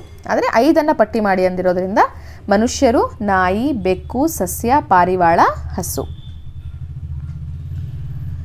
ಮನುಷ್ಯರು, ನಾಯಿಗಳು, ಬೆಕ್ಕುಗಳು, ಹಸುಗಳು ಮತ್ತು ಎಮ್ಮೆಗಳಂತಹ ಇದರ ಪ್ರಾಣಿಗಳಲ್ಲಿ ಉಸಿರಾಟ ಪ್ರಕ್ರಿಯೆಯನ್ನು ಗಮನಿಸಿದ್ದೀರಾ? ಸೊ ಮನುಷ್ಯರಾಗಿರಲಿ, ನಾಯಿಗಳು, ಬೆಕ್ಕು, ಹಸು, ಎಮ್ಮೆ, ಸೊ ಈ ಥರ ಪ್ರಾಣಿಗಳಲ್ಲಿ ನೀವು ಉಸಿರಾಟವನ್ನು ಗಮನಿಸಿದ್ದೀರಾ? ಗಮನಿಸಿಲ್ಲ ಅಂದರೆ ಅವು ಮಲ್ಕೊಂಡಿರ್ತಾವಲ್ಲ ವಿಶ್ರಾಂತಿ ತಗೊಳ್ಳೋದಕ್ಕೆ, ಆವಾಗ ಅವುಗಳ ಉದರದ ಚಲನೆ ಅಂದರೆ ಹೊಟ್ಟೆ ಹೇಗೆ ಚಲಿಸುತ್ತೆ ಅನ್ನೋದನ್ನು ನೀವು ಗಮನಿಸಬೇಕು. ಏನಾಗಿರುತ್ತೆ, ಅದು ಮೇಲೆ ಹೋಗುತ್ತೆ ಕೆಳಗೆ ಬರುತ್ತೆ, ಮೇಲೆ ಹೋಗುತ್ತೆ ಕೆಳಗೆ ಬರುತ್ತೆ. ಸೊ ಅದರ ಅರ್ಥ ಏನು, ಅದು ಉಸಿರಾಟ ಆಡ್ತಾ ಇದೆ ಅಂತ ಅರ್ಥ. ಉಸಿರಾಟ ಪ್ರಕ್ರಿಯೆಯಲ್ಲಿ ನಾವು ಗಾಳಿಯನ್ನು ಒಳ ತೆಗೆದುಕೊಂಡಾಗ ಉಚ್ಛ್ವಾಸ, ಗಾಳಿಯು ಹೊರಗಿನಿಂದ ನಮ್ಮ ದೇಹದ ಒಳಗೆ ಚಲಿಸುತ್ತದೆ. ದೀರ್ಘವಾಗಿ ಉಸಿರನ್ನ ಒಳಗಡೆ ತಗೊಳ್ಳಿ, ಇದನ್ನು ನಾವು ಉಚ್ಛ್ವಾಸ ಅಂತ ಕರಿತೀವಿ. ನೆಕ್ಸ್ಟ್, ನಾವು ಗಾಳಿಯನ್ನು ಹೊರಬಿಟ್ಟಾಗ ಗಾಳಿಯು ನಮ್ಮ ದೇಹದ ಒಳಗಿನಿಂದ ಹೊರಗೆ ಚಲಿಸುತ್ತದೆ. ಇದನ್ನು ನಿಶ್ವಾಸ ಅಂತ ಕರಿತೀವಿ. ಇವಾಗ ಒಂದ್ಸತಿ ಒಳಗಡೆ ತಗೊಳ್ಳಿ, ಇದು ಉಚ್ಛ್ವಾಸ. ಇವಾಗ ಗಾಳಿ ಬಿಡಿ, ಇದು ನಿಶ್ವಾಸ. ಉಸಿರಾಟವು ಶ್ವಾಸಕ್ರಿಯೆಯ ಒಂದು ಭಾಗವಾಗಿದೆ. ಸಸ್ಯಗಳು ಉಸಿರಾಡುತ್ತವೆಯೇ? ಮನುಷ್ಯರು ಅಥವಾ ಪ್ರಾಣಿಗಳು, ಪಕ್ಷಿಗಳು ಉಸಿರಾಡುತ್ತೆ ಅಂತ ನಿಮಗೆ ಗೊತ್ತಾಯಿತು. ಹಾಗೆ ಸಸ್ಯಗಳು ಉಸಿರಾಡುತ್ತಾ? ಸಸ್ಯಗಳ ಎಲೆಗಳ ಮೇಲ್ಮೈಯಲ್ಲಿ ಪತ್ರರಂಧ್ರ ಎಂದು ಕರೆಯಲ್ಪಡುವ ಸೂಕ್ಷ್ಮ ರಂಧ್ರಗಳಿವೆ. ನೋಡಿ, ನೀವು ಅದನ್ನು ಬರಿಗಣ್ಣಲ್ಲಿ ನೋಡೋದಕ್ಕೆ ಆಗಲ್ಲ, ಮೈಕ್ರೋಸ್ಕೋಪಲ್ಲಿ ನೋಡಿದ್ರೆ ಅದು ಈ ಥರ ಕಾಣಿಸುತ್ತೆ. ಇದನ್ನು ನಾವು ಪತ್ರರಂಧ್ರ ಅಂತ ಕರಿತೀವಿ. ಸೊ ಇದರ ಮೂಲಕ ಏನು ಮಾಡ್ತವೆ? ಸಸ್ಯಗಳು ಉಸಿರಾಟವನ್ನು ನಡೆಸ್ತವೆ. ನೋಡಿ, ಮೈಕ್ರೋಸ್ಕೋಪಲ್ಲಿ ಈ ಥರ ಅದು ಕಾಣಿಸುತ್ತೆ. ಸಸ್ಯಗಳು ಗಾಳಿಯನ್ನು ಒಳ ತೆಗೆದುಕೊಳ್ಳಲು ಮತ್ತು ಹೊರಹಾಕಲು ಈ ರಂಧ್ರಗಳು ಸಹಾಯ ಮಾಡುತ್ತವೆ. ನೋಡಿ, ಎ ಯಲ್ಲಿರೋದು ಪತ್ರರಂಧ್ರ ಓಪನ್ ಆಗಿರೋದು, ಬಿ ಯಲ್ಲಿರೋದು ಕೂಡ, ಸಿ ಯಲ್ಲಿರೋದು ನೋಡಿ ಅದು ಕ್ಲೋಸ್ ಆಗಿದೆ, ಅಂದರೆ ಸ್ವಲ್ಪ ಚಿಕ್ಕದಾಗಿದೆ ಅಲ್ವಾ? ಆ ಥರ ಏನು ಮಾಡುತ್ತೆ? ಸ್ಟೊಮ್ಯಾಟ ಅಂದರೆ ಪತ್ರರಂಧ್ರ ಕೂಡ ತೆಗೆಯೋದು ಮುಚ್ಚೋದು ತೆಗೆಯೋದು ಮುಚ್ಚೋದು ಆಗ್ತಾನೆ ಇರುತ್ತೆ. ನೆಕ್ಸ್ಟ್, ಬೇಸಿಗೆ ಕಾಲದಲ್ಲಿ ನಿಮ್ಮ ಅಂಗಿಯ ಕಂಕುಳ ಭಾಗದಲ್ಲಿ ಬಿಳಿ ಕಲೆಗಳು ಉಂಟಾಗುವುದನ್ನು ನೀವು ಗಮನಿಸಿದ್ದೀರಾ? ಅಂದರೆ ನಿಮ್ಮ ಶೋಲ್ಡರ್ನ ಕೆಳಭಾಗದಲ್ಲಿ ಅಲ್ವಾ ಈ ಥರ ಪ್ಯಾಚಸ್ ಆಗಿರೋದನ್ನ ನೀವು ನೋಡಿರ್ತೀರ. ಅದು ಯಾಕೆ? ಬೆವರಿನಿಂದಾಗಿ ಈ ಕಲೆಗಳು ಉಂಟಾಗುತ್ತವೆ. ನೀವು ನೀರಿನ ಸ್ಥಿತಿಗಳ ಮೂಲಕ ಒಂದು ಪಯಣ ಪಾಠದಲ್ಲಿ ಇದನ್ನು ಕೂಡ ಓದಿದ್ದೀರ. ಏನು? ಅಲ್ಲಿ ನೀರು ಏನಾಗ್ತಾ ಇದೆ? ಆವಿ ಆಗ್ತಾ ಇದೆ. ಆದರೆ ಅಲ್ಲಿರುವಂತಹ ಉಪ್ಪು ಆ ಜಾಗದಲ್ಲೇ ಉಳಿಯೋದ್ರಿಂದ ಆ ಕಲೆ ಏನಾಗ್ತಾ ಇದೆ? ಉಂಟಾಗ್ತಾ ಇದೆ. ಬೆವರು ದೇಹದಿಂದ ಹೊರಹಾಕಲ್ಪಡುವ ತ್ಯಾಜ್ಯಗಳಾದ ನೀರು ಮತ್ತು ಲವಣಗಳನ್ನು ಒಳಗೊಂಡಿರುತ್ತದೆ. ಸೊ ಬೆವರು ಏನೇನ ಇರುತ್ತಪ್ಪ? ನೀರಿರುತ್ತೆ ಮತ್ತು ಲವಣ, ಉಪ್ಪಿನ ಅಂಶವನ್ನು ಹೊಂದಿರುತ್ತೆ. ದೇಹದಿಂದ ತ್ಯಾಜ್ಯ ವಸ್ತುಗಳನ್ನು ಹೊರಹಾಕುವುದಕ್ಕೆ ವಿಸರ್ಜನೆ ಎನ್ನುವರು. ಸೊ ಇಂತಹ ಒಂದು ವಸ್ತುಗಳನ್ನು, ಅಂದರೆ ನಮ್ಮ ದೇಹಕ್ಕೆ ಬೇಡದೇ ಇರುವಂತಹ ವಸ್ತುವನ್ನು ಆಚೆ ಹಾಕೋದಕ್ಕೆ ನಾವೇನಂತ ಕರಿತೀವಿ? ವಿಸರ್ಜನೆ ಅಂತ ಕರಿತೀವಿ. ಪ್ರಾಣಿಗಳಲ್ಲಿ ವಿಸರ್ಜನೆಯ ಉತ್ಪನ್ನವಾಗಿ ಮೂತ್ರವೂ ಸಹ ರೂಪುಗೊಳ್ಳುತ್ತದೆ. ಸೊ ನೀವು ಸುಸ್ಸು ವಾಶ್ರೂಮಿಗೆ ಹೋಗ್ತಿರಲ್ವಾ, ಅದು ಕೂಡ ನಮ್ಮ ದೇಹಕ್ಕೆ ಬೇಡದೇ ಇರುವಂತಹ ವಸ್ತು, ಅದು ಕೂಡ ನಾವು ವಿಸರ್ಜನೆಯ ಮೂಲಕ ನಮ್ಮ ದೇಹದಿಂದ ಹೊರಗಡೆಗೆ ಹಾಕ್ತೀವಿ. ನೆಕ್ಸ್ಟ್, ಸಸ್ಯಗಳು ಸಹ ವಿಸರ್ಜಿಸುತ್ತವೆ ಎಂದು ನಿಮಗೆ ತಿಳಿದಿದೆಯೇ? ನಮಗೆ ಪ್ರಾಣಿಗಳು ವಿಸರ್ಜನೆ ಬೆವರ್ತವೆ, ವಾಶ್ರೂಮಿಗೆ ಹೋಗ್ತವೆ ಅನ್ನೋದು ಗೊತ್ತು. ಹಾಗಿದ್ರೆ ಸಸ್ಯಗಳು ವಿಸರ್ಜನೆಯನ್ನು ಮಾಡ್ತಾವಾ? ಮಾಡೋದಾದರೆ ಹೇಗೆ ಅನ್ನೋದನ್ನು ಇವಾಗ ನೋಡೋಣ. ಸಸ್ಯಗಳು ಹೆಚ್ಚುವರಿ ನೀರು ಮತ್ತು ಖನಿಜಗಳನ್ನು ಎಲೆಯ ಮೇಲೆ ಸಣ್ಣ ಹನಿಗಳ ರೂಪದಲ್ಲಿ ಹೊರಹಾಕುವುದನ್ನು ನೀವು ಗಮನಿಸಿರಬಹುದು. ನೋಡಿ, ಆ ಹುಲ್ಲಿನ ಮೇಲೆ ಅವುಗಳಿಗೆ ಬೇಕಾದಷ್ಟು ನೀರನ್ನು ಉಪಯೋಗಿಸ್ಕೊಂಡು ಬೇಡದೇ ಇರುವಂತಹ ನೀರನ್ನು ಏನು ಮಾಡ್ತವೆ? ಕೆಲವೊಂದಷ್ಟು ಸಸ್ಯಗಳು ಸಣ್ಣ ನೀರಿನ ಹನಿ ಥರ ಎಲೆಯಿಂದ ಆಚೆಗೆ ಬಿಡುತ್ತೆ. ಅದು ಏನು? ಅವುಗಳಿಗೆ ಬೇಡದಂತಹ ತ್ಯಾಜ್ಯ ವಸ್ತು. ಎಲ್ಲ ಜೀವಿಗಳು ವಿಸರ್ಜಿಸುತ್ತವೆ. ಸೊ ಇದರಿಂದ ನಾವೇನು ಹೇಳಬಹುದು? ಪ್ರಾಣಿಗಳು ಮತ್ತು ಸಸ್ಯಗಳು ಎರಡೂ ಕೂಡ ವಿಸರ್ಜನೆಯನ್ನು ಮಾಡುತ್ತೆ. ಸೊ ಜೀವ ಇರುವಂತಹ ಎಲ್ಲ ವಸ್ತುಗಳು ವಿಸರ್ಜನೆಯನ್ನು ತೋರಿಸುತ್ತೆ. ನೆಕ್ಸ್ಟ್, ಪಾದರಕ್ಷೆಗಳಿಲ್ಲದೆ ನಡೆಯುವಾಗ ನೀವು ಮುಳ್ಳಿನಂತಹ ಚೂಪಾದ ವಸ್ತುವಿನ ಮೇಲೆ ಅನಿರೀಕ್ಷಿತವಾಗಿ ಹೆಜ್ಜೆ ಇಟ್ಟರೆ ಏನು ಮಾಡುವಿರಿ? ಅಕಸ್ಮಾತ್ ನಡೀತಾ ಇರ್ತೀರಾ, ಮುಳ್ಳ ಮೇಲೆ ಕಾಲಿಟ್ಬಿಡ್ತೀರಪ್ಪ, ಅವಾಗ ಏನು ಮಾಡ್ತೀರಾ? ಅಲ್ಲೇ ನಿಂತಿರ್ತೀರಾ? ಇಲ್ಲ, ಸಡನ್ನಾಗಿ ಏನು ಮಾಡ್ತೀರಾ? ಕಾಲನ್ನ ಹಿಂದಕ್ಕೆ ತಗೊಳ್ತೀರಾ. ಬಿಸಿಯಾದ ಪಾತ್ರೆಯನ್ನು ಆಕಸ್ಮಿಕವಾಗಿ ಮುಟ್ಟಿದರೆ ಹೇಗೆ ಪ್ರತಿಕ್ರಿಯಿಸುವಿರಿ? ಇವಾಗ ಏನೋ ಪಾತ್ರೆ ಇಟ್ಟಿರ್ತಾರೆ, ನಿಮಗೆ ಗೊತ್ತಿರಲ್ಲ ಅದು ಬಿಸಿ ಇದೆ ಅಂತ, ಸಡನ್ನಾಗಿ ಹೋಗಿ ಟಚ್ ಮಾಡಿಬಿಡ್ತೀರಾ. ಅವಾಗ ಆ ಪಾತ್ರೆ ಹಿಡ್ಕೊಂಡೇ ನಿಂತಿರ್ತೀರಾ? ಇಲ್ಲ, ಯಪ್ಪ ಅಂದ್ಬಿಟ್ಟು ಏನು ಮಾಡ್ತೀರಾ? ಕೈನ ಹಿಂದಕ್ಕೆ ತಗೊಳ್ತೀರಾ. ಹೌದು ತಾನೇ? ಮುಳ್ಳಿನ ಮೇಲೆ ಹೆಜ್ಜೆ ಇಡುವುದು ಮತ್ತು ಬಿಸಿಯಾದ ವಸ್ತುವನ್ನು ಮುಟ್ಟುವುದು ಪ್ರಚೋದನೆಗಳು. ಮುಳ್ಳಿನ ಮೇಲೆ ಕಾಲಿಡೋದು, ಆಮೇಲೆ ಬಿಸಿಯಾದ ವಸ್ತುವನ್ನು ಮುಟ್ತೀವಲ್ವ, ಅದೇನು? ಪ್ರಚೋದನೆ. ಏನಕ್ಕೆ ಪ್ರಚೋದನೆಯನ್ನು ಕೊಡ್ತಾ ಇದೆ? ಅದು ಕಾಲು ಕೈನ ಹಿಂದಕ್ಕೆ ತಗೊಳ್ಳಿ, ಪ್ರತಿಕ್ರಿಯಿಸಿ ಅಂತ ಹೇಳೋದಕ್ಕೆ. ಸೊ ಜೀವಿಗಳನ್ನು ಪ್ರತಿಕ್ರಿಯಿಸಲು ಪ್ರೇರೇಪಿಸುವ ಯಾವುದೇ ವಸ್ತು ಅಥವಾ ಘಟನೆಯನ್ನು ಪ್ರಚೋದನೆ ಎಂದು ಕರೆಯಲಾಗುತ್ತದೆ. ಅಂದರೆ ನೀವು ಮುಳ್ಳಿನ ಮೇಲೆ ಕಾಲಿಡ್ತೀರಾ, ಅದು ಪ್ರಚೋದನೆ. ಕಾಲಿಟ್ಟಿದ ತಕ್ಷಣ ಕಾಲನ್ನ ಹಿಂದೆ ತಗೊಳ್ತೀರಾ ಅಲ್ವಾ, ಅದು ನೀವು ಕೊಡ್ತಾ ಇರುವಂತಹ ಪ್ರತಿಕ್ರಿಯೆ, ಸರಿನಾ? ಬಿಸಿ ಪಾತ್ರೆಯನ್ನು ಮುಟ್ತೀರಾ, ಅದು ಪ್ರಚೋದನೆ. ಕೈನ ಹಿಂದೆ ತಗೊಳ್ತೀರಲ್ಲ, ಅದು ಪ್ರತಿಕ್ರಿಯೆ, ನೀವು ಕೊಡ್ತಾ ಇರುವಂತಹ ರಿಯಾಕ್ಷನ್ನು. ನೀವು ಕ್ಲಾಸಲ್ಲಿ ಕೂತಿರ್ತೀರಾ, ನಿಮ್ಮ ಟೀಚರ್ ನಿಮ್ಮ ಹೆಸರನ್ನ ಕರೀತಾರಲ್ವಾ, ಅದು ಪ್ರಚೋದನೆ. ಅವ್ರ ಹೆಸರು ಕರೆದಿದ ತಕ್ಷಣ ನೀವು ಎದ್ದು ನಿಂತ್ಕೊಳ್ತೀರಾ ಅಲ್ವಾ, ಅದೇನೋ ಪ್ರತಿಕ್ರಿಯೆ. ನೆಕ್ಸ್ಟ್, ಸಸ್ಯಗಳು ಸಹ ಪ್ರಚೋದನೆಗೆ ಪ್ರತಿಕ್ರಿಯಿಸುತ್ತವೆಯೇ? ಪ್ರಾಣಿಗಳೇನೋ ಪ್ರತಿಕ್ರಿಯಿಸ್ತವೆ. ಇವಾಗ ನಾಯಿ ಅಥವಾ ಬೆಕ್ಕು, ಸರಿನಾ? ನೀವು ಕರೆದಿದ ತಕ್ಷಣ, ಅದು ಹೆಸರೇನಾದರೂ ಇಟ್ಟು ಕರೆದಿದ ತಕ್ಷಣ ಏನು ಮಾಡ್ತವೆ, ನಿಮ್ಮ ಹತ್ರ ಓಡಿ ಬರ್ತವೆ, ಹೌದಲ್ವಾ? ಬಿಸ್ಕೆಟ್ ಹಾಕಿದ ತಕ್ಷಣ ತಿಂತವೆ. ಸೊ ಪ್ರಾಣಿಗಳೆಲ್ಲ ಪ್ರತಿಕ್ರಿಯಿಸ್ತವೆ, ಗೊತ್ತು. ಆದರೆ ಸಸ್ಯಗಳೂ ಅದೇ ರೀತಿ ರಿಯಾಕ್ಷನ್ ಕೊಡ್ತಾವ? ಹೌದು, ಸಸ್ಯಗಳು ಸಹ ಪ್ರಚೋದನೆಗೆ ಪ್ರತಿಕ್ರಿಯಿಸುತ್ತವೆ. ಉದಾಹರಣೆಗೆ ಮುಟ್ಟಿದರೆ ಮುನಿ. ನೀವು ನೋಡಿರ್ತೀರ, ಟಚ್ ಮಿ ನಾಟ್ ಪ್ಲಾಂಟ್, ಮುಟ್ಟಿದರೆ ಮುನಿ. ಈ ಸಸ್ಯವನ್ನು ನಾವು ಮುಟ್ಟಿದಾಗ ಅವುಗಳ ಎಲೆಗಳು ಮುದುಡುತ್ತವೆ. ನೋಡಿ, ಅದನ್ನು ಟಚ್ ಮಾಡಿದ ತಕ್ಷಣ ಏನಾಗೋಗುತ್ತೆ, ಎಲೆ ಎಲ್ಲ ಕ್ಲೋಸ್ ಆಗಿಬಿಡುತ್ತೆ, ಮುಚ್ಕೊಂಡು ಬಿಡ್ತವೆ. ಕೆಲವು ಸಸ್ಯಗಳ ಎಲೆಗಳು ಸೂರ್ಯಾಸ್ತದ ನಂತರ ಮುದುಡುವುದನ್ನು ನೀವು ಗಮನಿಸಿದ್ದೀರಾ? ಎದುರು ಬದುರಾದ ಎಲೆಗಳನ್ನು ಹೊಂದಿರುವ ನೆಲ್ಲಿಕಾಯಿಯಂತಹ ಕೆಲವು ನಿರ್ದಿಷ್ಟ ಸಸ್ಯಗಳ ಮುದುಡುವಿಕೆಯ ಎಲೆಯಲ್ಲಿ ಈ ವಿದ್ಯಮಾನವನ್ನು ಗಮನಿಸಬಹುದು. ಅಂದರೆ ಸೂರ್ಯಾಸ್ತ ಆಗಿದ ತಕ್ಷಣ, ಅಂದರೆ ಸಂಜೆ ಕತ್ಲಾಗ್ತಾ ಇದೆ ಅನ್ನುವಾಗ ಏನು ಮಾಡ್ತವೆ, ಈ ನೆಲ್ಲಿಕಾಯಿಯಂತಹ ಗಿಡಗಳಲ್ಲಿ ಎಲೆಗಳು ಏನಾಗೋಗುತ್ತೆ, ಒಂಥರ ಮುದುಡ್ಕೊಂಡಿರೋ ಥರ ಆಗೋಗ್ಬಿಡುತ್ತೆ. ಏನಕ್ಕೆ ಅಂದರೆ ಅಲ್ಲಿ ಸೂರ್ಯ ಇಲ್ಲ ಅಲ್ವಾ, ಕತ್ಲೆ ಆಗ್ತಾ ಇದೆ. ಕತ್ಲೆ ಆಗ್ತಾ ಇರೋದು ಪ್ರಚೋದನೆ ಕೊಡ್ತಾ ಇದೆ ಎಲೆಗಳಿಗೆ. ಏನಂತ ಪ್ರಚೋದನೆ ಕೊಡ್ತಾ ಇದೆ? ಮುದುಡ್ಕೊಳ್ಳಿ, ಕ್ಲೋಸ್ ಆಗಿ ಅಂತ. ಸೊ ಕತ್ಲೆ ಪ್ರಚೋದನೆ, ಅದಕ್ಕೋಸ್ಕರ ಎಲೆಗಳು ಮುದುಡ್ಕೊಂಡು ಪ್ರತಿಕ್ರಿಯೆಯನ್ನು ತೋರಿಸುತ್ತೆ. ನೋಡಿ, ಇದು ನೆಲ್ಲಿಕಾಯಿ ಗಿಡದಲ್ಲಿರುವಂತಹ ಎಲೆಗಳು ಎದುರು ಬದರಾಗಿ ಇರ್ತವೆ ಅವು. ಬೆಕ್ಕುಗಳು, ನಾಯಿಗಳು ಮತ್ತು ಇತರ ಪ್ರಾಣಿಗಳ ಮರಿಗಳನ್ನು ನೀವು ನೋಡಿದ್ದೀರಾ? ಸೊ ಬೆಕ್ಕಿನ ಮರಿ, ನಾಯಿ ಮರಿ, ಕರು, ಆಮೇಲೆ ಗುಬ್ಬಚ್ಚಿ ಮರಿಗಳು, ಪಾರಿವಾಳದ ಮರಿ, ಅವನ್ನೆಲ್ಲ ನೀವು ನೋಡಿರ್ತೀರ, ಹೌದಲ್ವೇನಪ್ಪ? 5 ವಿಭಿನ್ನ ಪ್ರಾಣಿಗಳ ಮರಿಗಳ ಹೆಸರನ್ನು ಪಟ್ಟಿ ಮಾಡಿ. ನೀವು ಯಾವ್ಯಾವ ಥರ ಮರಿಗಳನ್ನು ನೋಡಿದ್ರೋ ಬರೀಬಹುದು. ಇಲ್ಲೊಂದಿಷ್ಟು ನಾನು ಕೊಟ್ಟಿದ್ದೀನಿ. ಕರು, ಪಾರಿವಾಳದ ಮರಿಗಳು, ಕೋತಿ ಮರಿ, ಕತ್ತೆ ಮರಿ, ಜಿಂಕೆಯ ಮರಿ. ನೀವು ನಿಮಗಿಷ್ಟ ಆಗಿರೋ ಎಕ್ಸಾಂಪಲ್ ಬರಿಬೋದು. ಪೆನ್ಸಿಲ್, ಕುರ್ಚಿ ಅಥವಾ ವಿದ್ಯುತ್ ಬಲ್ಬ್ನಂತಹ ಯಾವುದೇ ನಿರ್ಜೀವ ವಸ್ತುಗಳಿಗೆ ಮರಿಗಳು ಇರುವುದನ್ನು ನೀವು ನೋಡಿದ್ದೀರಾ? ಈ ಪೆನ್ಸಿಲ್ಗೆ, ಪೆನ್ನಿಗೆ, ಇರೇಸರ್ಗೆ, ಶಾರ್ಪ್ನರ್ಗೆ ಅವಕ್ಕೆಲ್ಲ ಏನಾದರೂ ಮರಿ ಇರುತ್ತೇನಪ್ಪ? ಇಲ್ಲ. ನಿರ್ಜೀವ ವಸ್ತುಗಳಿಗೆ ಮರಿಗಳು ಇರುವುದಿಲ್ಲ. ಹಾಗಿದ್ರೆ ನಾವು ಏನು ಹೇಳ್ಬೋದು? ಈ ಮರಿಗಳನ್ನು ಉಂಟು ಮಾಡೋದು ಅಂದರೆ ಸಂತಾನೋತ್ಪತ್ತಿ ಜೀವಿಗಳಲ್ಲಿ ಮಾತ್ರ ಕಂಡುಬರುತ್ತೆ. ಎಲ್ಲ ಜೀವಿಗಳು ಸಂತಾನೋತ್ಪತ್ತಿ ನಡೆಸುತ್ತವೆ. ಸಂತಾನೋತ್ಪತ್ತಿ ಎಂದರೆ ತನ್ನಂತೆಯೇ ಇರುವ ಮರಿ ಜೀವಿಗಳಿಗೆ ಜನ್ಮ ಕೊಡುವ ಪ್ರಕ್ರಿಯೆ. ಅಂದರೆ ಅವು ತನ್ನಂತೆಯೇ ಇರ್ತಾರೆ. ನಾಯಿಗಳು ನಾಯಿಯ ಮರಿಗೆ ಜನ್ಮ ಕೊಡುತ್ತೆ ಹೊರತು ಅದು ಮರಿ ಹಾಕಿದ್ಮೇಲೆ ಆ ಮರಿ ಬೆಕ್ಕಿನ ಥರ ಇರಲ್ಲ ಅಲ್ವಾ? ಸೊ ತನ್ನನ್ನೇ ಹೋಲುವಂತಹ ಮರಿ ಜೀವಿಗಳಿಗೆ ಜನ್ಮ ಕೊಡೋದಕ್ಕೆ ಏನಂತೀವಿ ನಾವು? ಸಂತಾನೋತ್ಪತ್ತಿ ಅಂತ ಕರಿತೀವಿ. ಜೀವದ ನಿರಂತರತೆಗೆ ಸಂತಾನೋತ್ಪತ್ತಿ ಅವಶ್ಯಕತೆ ಇದೆ, ಹೌದಲ್ವಾ? ನಾವು ತಗೊಳ್ಳೋಣ, ಬೆಕ್ಕಿನ ಮರಿ ಅಂತಲೇ ತಗೊಳ್ಳೋಣ. ಬೆಕ್ಕು ಮರಿ ಹಾಕ್ತೇ ಇಲ್ಲ ಅಂದರೆ ಆ ಬೆಕ್ಕಿನ ಸಂತತಿ ಮುಂದೆ ಒರೆಯೋದೇ ಇಲ್ಲ, ಅಲ್ಲಿಗೆ ಕೊನೆ ಆಗ್ಬಿಡುತ್ತೆ, ಹೌದಲ್ವಾ? ತಮ್ಮ ಒಂದು ಸಂತತಿ ಮುಂದುವರಿಬೇಕು ಅನ್ನೋದಾದರೆ ಈ ಸಂತಾನೋತ್ಪತ್ತಿಯ ಅವಶ್ಯಕತೆ ಇದೆ.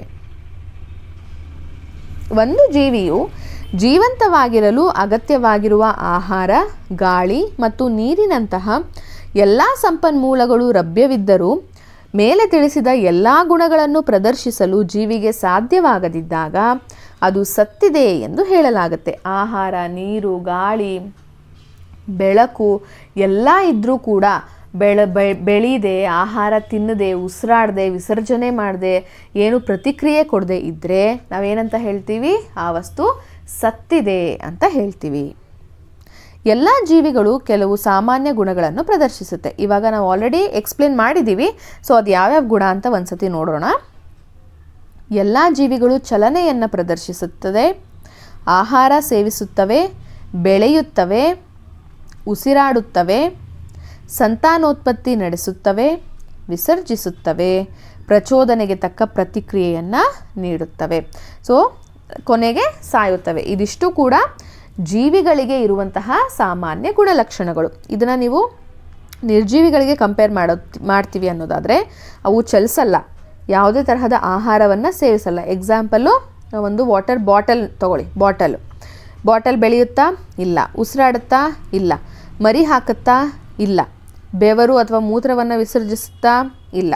ನೀವು ಅದಕ್ಕೆ ಏನಾದರೂ ಬೀಳಿಸಿದ್ರಿ ಅಥವಾ ಹೊಡೆದ್ರಿ ಬಾಟಲಿಗೆ ಅಂದರೆ ಅದೇನಾದರೂ ಪ್ರತಿಕ್ರಿಯೆ ನೀಡುತ್ತಾ? ಇಲ್ಲ. ಸಾಯುತ್ತಾ? ಅದು ಬದುಕಿಲ್ಲ ಅಂದಮೇಲೆ ಸಾಯೋ ಪ್ರಶ್ನೆನೇ ಬರೋದಿಲ್ಲ ಅಲ್ವಾ? ನೆಕ್ಸ್ಟ್, ಈ ಎಲ್ಲ ಗುಣಗಳ ಅನುಪಸ್ಥಿತಿಯು ಅವು ನಿರ್ಜೀವ ವಸ್ತುಗಳು ಎಂದು ಸೂಚಿಸುತ್ತದೆ. ಈ ಯಾವುದೇ ಒಂದು ಗುಣಲಕ್ಷಣಗಳನ್ನು ತೋರಿಸಲಿಲ್ಲ ಅನ್ನೋದಾದರೆ ಅದನ್ನು ನಾವೇನಂತ ಕರಿತೀವಿ? ನಿರ್ಜೀವಿ ಅಂತ ಕರಿತೀವಿ. ನೆಕ್ಸ್ಟ್, ಸಸ್ಯಗಳ ಬೀಜಗಳು ನೀವು ಹೇಗೆ ವರ್ಗೀಕರಿಸುತ್ತೀರಿ? ಜೀವಂತ ಅಥವಾ ನಿರ್ಜೀವ? ಸಸ್ಯಗಳಲ್ಲಿ ಬೀಜ ಇರುತ್ತಲ್ವಾ, ಅದನ್ನು ಜೀವಂತ ಅಂತೀರಾ ಅಥವಾ ನಿರ್ಜೀವ ಅಂತೀರಾ? ನೋಡೋಣ ಬನ್ನಿ.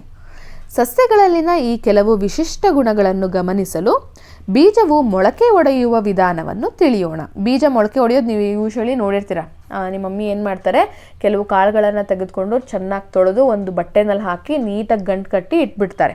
ನೆಕ್ಸ್ಟ್ ದಿನ ಬೆಳಗ್ಗೆ ಎದ್ದು ಆ ಗಂಟನ್ನ ಬಿಚ್ಚಿ ನೋಡಿದ್ರೆ ಸಣ್ಣ ಸಣ್ಣ ವೈಟ್ ಕಲರು ಮೊಳಕೆ ಬಂದಿರುತ್ತೆ ಅಲ್ವಾ? ಅದನ್ನೇ ನಾವು ಮೊಳಕೆ ಒಡೆಯೋದು ಅಂತ ಕರೆಯೋದು. ಬೀಜ ಮೊಳೆಯುವುದನ್ನು ನೀವು ಗಮನಿಸಿದ್ದೀರಾ? ನೋಡಿರ್ತೀರ ಯೂಶ್ವಲಿ. ಹಾಗಿದ್ರೆ ಬೀಜವು ಮೊಳೆಯಲು ಬೇಕಾದ ಪರಿಸ್ಥಿತಿಗಳು ಯಾವುವು? ಬೀಜ ಮೊಳಕೆ ಹೊಡಿಬೇಕಂದ್ರೆ ಏನೇನು ಪರಿಸ್ಥಿತಿ ಇರಬೇಕು? ಈ ಪರಿಸ್ಥಿತಿಗಳು ಬೀಜದ ಮೊಳೆಯುವಿಕೆಯ ಮೇಲೆ ಯಾವ ಪರಿಣಾಮ ಬೀರುತ್ತವೆ?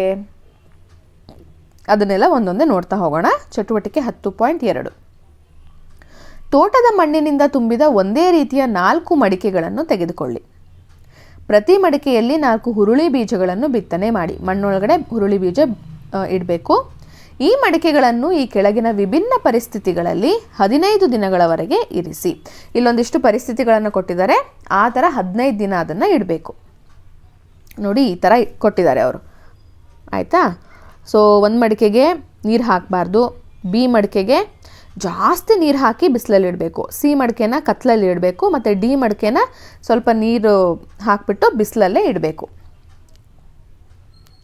ಬೀಜಗಳು ಮೊಳೆಯಲು ಸೂರ್ಯನ ಬೆಳಕು ಅಗತ್ಯ ಎಂದು ನೀವು ಆಲೋಚಿಸುತ್ತೀರಾ? ಹಾಗಿದ್ರೆ ಸೂರ್ಯನ ಬೆಳಕು ಬೇಕೇ ಬೇಕು ಅಂತ ನಿಮಗೇನಾದರೂ ಅನಿಸುತ್ತಾ? ನೋಡಿ, ಎಲ್ಲ ಮಡಿಕೆಗಳಲ್ಲಿನ ಬೀಜಗಳು ಗಾಳಿ, ನೀರು ಮತ್ತು ಸೂರ್ಯನ ಬೆಳಕನ್ನು ಪಡೆಯುತ್ತವೆಯೇ? ಅಲ್ಲಿ ನೀವು ABCD ಮಡಿಕೆ ಇಟ್ಟರಲ್ವೇನಪ್ಪ, ಅಲ್ಲಿ ಎಲ್ಲ ಬೀಜಕ್ಕೂ ಗಾಳಿ, ನೀರು, ಬೆಳಕು ಸಿಗ್ತಾ ಇತ್ತಾ? ಇಲ್ಲ ಅಲ್ವಾ? ಬೀಜಗಳಿಗೆ ಗಾಳಿ ಲಭ್ಯತೆ ಇಲ್ಲದೆ ಇರುವ ಯಾವುದಾದರೂ ಮಡಿಕೆ ಇದೆಯೇ? ಹೌದು, ಇತ್ತು. ಅಲ್ಲಿ ಮಡಿಕೆ B, ಜಾಸ್ತಿ ನೀರು ಹಾಕಿರ್ತೀರಲ್ಲ ಅದು. ಅಲ್ಲಿ ಗಾಳಿ ಇರಬೇಕಾದಂತಹ ಜಾಗದಲ್ಲಿ ನೀರೇ ಹೋಗಿ ತುಂಬಿಕೊಳ್ಳೋದ್ರಿಂದ ಗಾಳಿ ಇರಲ್ಲ. ಅತಿಯಾಗಿ ನೀರನ್ನು ಒದಗಿಸಿರುವ ಮಡಿಕೆಯಲ್ಲಿರುವ ಬೀಜಗಳು ಏನಾಗುತ್ತೆ? ಅದು ಗಾಳಿ ಇರದೆ ಮತ್ತು ನೀರಿನ ಅಂಶ ಜಾಸ್ತಿ ಇರೋದ್ರಿಂದ ಏನಾಗುತ್ತೆ? ಅದು ಕೊಳೆತು ಹೋಗುತ್ತೆ. ಯಾವ ಬೀಜಗಳು ಗಾಳಿ ಮತ್ತು ನೀರು ಎರಡನ್ನೂ ಪಡೆಯುತ್ತವೆ? ಮೊದಲನೇದು A ಮತ್ತು D. ಅದರಲ್ಲಿ ಗಾಳಿ, ನೀರು ಎರಡೂ ಕೂಡ ಸಮ ಪ್ರಮಾಣದಲ್ಲಿ ಅದಕ್ಕೆ ಸಿಗ್ತಾ ಇರುತ್ತೆ. ನೆಕ್ಸ್ಟ್, ಮಡಿಕೆ A. ಮಣ್ಣಿಗೆ ನೀರು ಹಾಕಬೇಡಿ, ಈ ಮಡಿಕೆಯನ್ನು ಸೂರ್ಯನ ನೇರ ಬೆಳಕಿನಲ್ಲಿ ಇರಿಸಿ. ಸೊ ಮಣ್ಣಿಗೆ ನೀರು ಹಾಕಬಾರ್ದು, ಹಾಗೆ ಸೂರ್ಯನ ಬೆಳಕಲ್ಲಿ ಇಡಬೇಕು. ಮಡಿಕೆ B. ಮಣ್ಣಿನ ಮೇಲೆ ಯಾವಾಗಲೂ ನೀರು ನಿಂತಿರುವಂತೆ ಮಣ್ಣಿಗೆ ಹೆಚ್ಚುವರಿ ನೀರನ್ನು ಸೇರಿಸಿ. ನೀರು ಕಡಿಮೆಯಾದರೆ ನಿಯಮಿತವಾಗಿ ನೀರನ್ನು ಸೇರಿಸುತ್ತಲೇ ಇರಿ. ಈ ಮಡಿಕೆಯನ್ನು ಸೂರ್ಯನ ನೇರ ಬೆಳಕಿನಲ್ಲಿ ಇರಿಸಿ. ಸೊ ಮಡಿಕೆನಲ್ಲಿ ಯಾವಾಗಲೂ ನೀರು ಸ್ವಲ್ಪ ತೇಲ್ತಾ ಇರಬೇಕು, ಆ ಥರ ನೀರು ಹಾಕಬೇಕು ನೀವು. ಮಡಿಕೆ C. ನಿಯತವಾಗಿ ಅಲ್ಪ ಪ್ರಮಾಣದ ನೀರನ್ನು ಸೇರಿಸುವ ಮೂಲಕ ಈ ಮಡಿಕೆಯಲ್ಲಿರುವ ಮಣ್ಣನ್ನು ಸ್ವಲ್ಪ ತೇವವಾಗಿರಿಸಿ. ಸೊ ಸ್ವಲ್ಪ ನೀರು ಇರಬೇಕು, ಆದರೆ ತುಂಬ ಇರಬಾರ್ದು, ಒಟ್ಟು ತೇವ ಒದ್ದೆ ಇರಬೇಕು ಮಣ್ಣು, ಆ ಥರ ನೀರು ಹಾಕಬೇಕು. ಆದರೆ ಅದನ್ನು ಕತ್ತಲಲ್ಲಿ ಇರಿಸಬೇಕು. ನೆಕ್ಸ್ಟ್, ಮಡಿಕೆ D. ನಿಯತವಾಗಿ ಅಲ್ಪ ಪ್ರಮಾಣದ ನೀರನ್ನು ಸೇರಿಸುವ ಮೂಲಕ ಈ ಮಡಿಕೆಯಲ್ಲಿನ ಮಣ್ಣಿನಲ್ಲಿ ಅಲ್ಪ ತೇವಾಂಶವನ್ನು ಕಾಪಾಡಿಕೊಳ್ಳಿ. ಸ್ವಲ್ಪ ನೀರು ಹಾಕ್ತಾನೆ ಇರಬೇಕು. ನೆಕ್ಸ್ಟ್, ಈ ಮಡಿಕೆಯನ್ನು ಸೂರ್ಯನ ನೇರ ಬೆಳಕಿನಲ್ಲಿ ಇರಿಸಿ. ಈ ಪ್ರತಿಯೊಂದು ಸಂದರ್ಭಗಳಲ್ಲಿ ಬೀಜಗಳಿಗೆ ಲಭ್ಯವಾಗಿರುವ ಗಾಳಿ, ನೀರು, ಸೂರ್ಯನ ಬೆಳಕು ಅದನ್ನು ಕೋಷ್ಟಕ 10.2ರಲ್ಲಿ ಸೂಚಿಸಿ. ನಿಮ್ಮ ಟೆಕ್ಸ್ಟ್ ಬುಕ್ಕಲ್ಲಿ ಒಂದು ಕೋಷ್ಟಕ ಕೊಟ್ಟಿದ್ದಾರೆ, ಅದರಲ್ಲಿ ನೀವು ಬರೀಬೇಕು. ಬೀಜವು ಸಣ್ಣ ಸಸಿಯಾಗಿ ಬೆಳೆದಾಗ ಅದು ಮೊಳೆತಿದೆ ಎಂದು ಹೇಳಲಾಗುತ್ತದೆ. ಪ್ರತಿ ಮಡಿಕೆಯಲ್ಲಿರುವ ಬೀಜಗಳು ಮೊಳೆತಿವೆ ಎಂದು ಊಹಿಸಿ ಕೋಷ್ಟದಲ್ಲಿ ದಾಖಲಿಸಿ. ನೋಡಿ, ಇಲ್ಲಿ ನಾನು ಇದನ್ನು ಕೊಟ್ಟಿದ್ದೀನಿ, ನೀವು ಕೂಡ ನಿಮ್ಮ ಟೆಕ್ಸ್ಟ್ ಬುಕ್ಕಲ್ಲಿ ಬರ್ಕೊಳ್ಬಹುದು. ನೆಕ್ಸ್ಟ್, ಹುರುಳಿ ಬೀಜಗಳಿರುವ ಮಡಿಕೆ ಎ. ನೀರು ಹಾಕದೆ ಸೂರ್ಯನ ನೇರ ಬೆಳಕಿನಲ್ಲಿ ಇರಿಸಿದೆ. ಲಭ್ಯತೆ: ಗಾಳಿ ಇದೆ, ಸೂರ್ಯನ ಬೆಳಕು ಇದೆ, ನೀರು ಇಲ್ಲ, ಯಾಕಂದರೆ ನೀರು ಹಾಕಿಲ್ಲ. ಬೀಜದ ಮೊಳೆಯುವಿಕೆ: ಊಹೆ, ಬೆಳೆಯಲ್ಲ ಅಂತ ಹೇಳಿದ್ದೀವಿ. ಅವಲೋಕನ: ನಿಜವಾಗ್ಲೂ ಅದು ಬೆಳೆಯಲ್ಲ. ಏನಕ್ಕೆ ಕಾರಣ, ಏನಕ್ಕೆ ಬೆಳೆಯಲ್ಲ? ಯಾಕಂದರೆ ನೀರು ಇಲ್ಲದಿರುವುದರಿಂದ ಮೊಳಕೆ ಒಡೆಯುವುದಿಲ್ಲ. ಬಿ ಮೊಳಕೆ: ಅಧಿಕ ನೀರುಣಿಸಿ ಸೂರ್ಯನ ನೇರ ಬೆಳಕಿನಲ್ಲಿ ಇರಿಸಿದೆ. ಗಾಳಿ ಇದೆ ಅಂತ ಇದೆ ಇಲ್ಲಿ. ಸೂರ್ಯನ ಬೆಳಕು ಇದೆ, ನೀರು ಕೂಡ ಇದೆ. ಊಹೆ: ಬೆಳೆಯಲ್ಲ. ಅವಲೋಕನ: ನಿಜವಾಗ್ಲೂ ಅದು ಬೆಳೆಯಲ್ಲ. ಯಾಕೆ ಬೆಳೆಯಲ್ಲ? ಹೆಚ್ಚು ನೀರು ಇರೋದ್ರಿಂದ ಗಾಳಿ ಸಿಗಲ್ಲ, ಅದಕ್ಕೋಸ್ಕರ ಅದು ಮೊಳಕೆ ಒಡೆಯಲ್ಲ. ಸಿ. ತೇವಾಂಶ ಪೂರಿತ ಮಣ್ಣಿನೊಂದಿಗೆ ಕತ್ತಲಿನಲ್ಲಿ ಇರಿಸಿ. ಗಾಳಿ ಇದೆ, ಬೆಳಕು ಇಲ್ಲ, ನೀರು ಇದೆ. ಊಹೆ: ಬೆಳಕಿಲ್ವಲ್ಲ, ಅದಕ್ಕೆ ಮೊಳಕೆ ಒಡೆಯಲ್ಲ ಇಲ್ಲ ಅಂತ. ಆದರೆ ನಿಜವಾಗ್ಲೂ ನೋಡಿದ್ರೆ ಅದು ಮೊಳಕೆ ಒಡೆಯುತ್ತೆ. ಯಾಕಂದರೆ ಹುರುಳಿ ಬೀಜ ಸೂರ್ಯನ ಬೆಳಕು ಇಲ್ಲದಿದ್ದರೂ ಕೂಡ ಕತ್ತಲಲ್ಲೂ ಕೂಡ ಏನಾಗುತ್ತೆ, ಅದು ಮೊಳಕೆ ಒಡೆಯುತ್ತೆ. ಡಿ. ಅಲ್ಪ ತೇವಾಂಶವಿರುವ ಮಣ್ಣಿನೊಂದಿಗೆ ಸೂರ್ಯನ ನೇರ ಬೆಳಕಿನಲ್ಲಿ ಇರಿಸಿ. ಗಾಳಿ ಇದೆ, ಸೂರ್ಯನ ಬೆಳಕು ಇದೆ, ನೀರು ಕೂಡ ಇದೆ. ಊಹೆ ಏನಾಗುತ್ತೆ, ಮೊಳಕೆ ಒಡೆಯುತ್ತೆ. ನಿಜವಾಗ್ಲೂ ಅವಲೋಕನ ಕೂಡ ಮೊಳಕೆ ಒಡೆಯುತ್ತೆ. ಏನಕ್ಕೆ ಮೊಳಕೆ ಒಡೆದಿದೆ? ಅದು ಪೂರಕ ವಾತಾವರಣ ಇರುವುದರಿಂದ ಮೊಳೆಯುತ್ತದೆ. ಅಂದರೆ ಗಾಳಿ, ನೀರು, ಸೂರ್ಯನ ಬೆಳಕು ಎಲ್ಲ ಅದಕ್ಕೆ ಲಭ್ಯತೆ ಇರೋದ್ರಿಂದ ಅದು ಏನಾಗುತ್ತೆ, ಮೊಳಕೆ ಒಡೆಯುತ್ತೆ. ಗಾಳಿ, ನೀರು ಮತ್ತು ಸೂರ್ಯನ ಬೆಳಕು ಇವುಗಳಲ್ಲಿ ಬೀಜ ಮೊಳೆಯಲು ಯಾವುದು ಅವಶ್ಯಕ? ಈ ಮೂರಲ್ಲಿ ಯಾವುದು ಬೇಕು? ಮೂರು ಕೂಡ ಅವಶ್ಯಕತೆ ಇರುತ್ತೆ. ಬೀಜ ಮೊಳೆಯಲು ಈ ಪರಿಸ್ಥಿತಿಗಳು ಹೇಗೆ ಸಹಾಯ ಮಾಡುತ್ತೆ? ನೀರು. ಬೀಜಗಳು ಮೊಳೆಯಲು ನೀರು ಅಗತ್ಯವಾಗಿದೆ. ಸೊ ನೀರು ಬೇಕೇ ಬೇಕು. ಬೀಜಗಳು ತಮ್ಮ ಬೆಳವಣಿಗೆಗೆ ಅಗತ್ಯವಾದ ಪ್ರಕ್ರಿಯೆಗಳನ್ನು ಕೈಗೊಳ್ಳಲು ನೀರು ಅನುವು ಮಾಡಿಕೊಡುತ್ತದೆ. ಸೊ ಅದು ಬೆಳೆಯೋದಕ್ಕೆ ಏನೇನು ಬೇಕೋ ಅದನ್ನು ಹೆಲ್ಪ್ ಮಾಡೋದು ನೀರು. ಬೀಜದ ಹೊರ ಹೊದಿಕೆಯನ್ನು ಬೀಜದ ಕವಚ ಎಂದು ಕರೆಯಲಾಗುತ್ತದೆ. ನೋಡಿ, ಅಲ್ಲಿ ಬ್ರೌನ್ ಕಲರಲ್ಲಿ ಕಾಣಿಸ್ತಾ ಇದೆಯಲ್ಲ, ಅದನ್ನು ಬೀಜದ ಕವಚ ಅಂತ ಕರಿತೀವಿ. ನೀರು ಬೀಜದ ಕವಚವನ್ನು ಮೃದುವಾಗಿಸುತ್ತದೆ ಮತ್ತು ಅದರೊಳಗಿರುವ ಸಣ್ಣ ಭ್ರೂಣವು ಸಸ್ಯವಾಗಿ ಬೆಳೆಯಲು ಸಹಾಯ ಮಾಡುತ್ತದೆ. ನೀವು ಮೊದಲು ಹುರುಳಿ ಬೀಜವನ್ನು ಮುಟ್ಟು ನೋಡಿದ್ರೆ ಹೊರಗಡೆ ಸಿಪ್ಪೆ ಇರುತ್ತಲ್ವ, ಕವಚ, ಅದು ತುಂಬ ಹಾರ್ಡ್ ಇರುತ್ತೆ.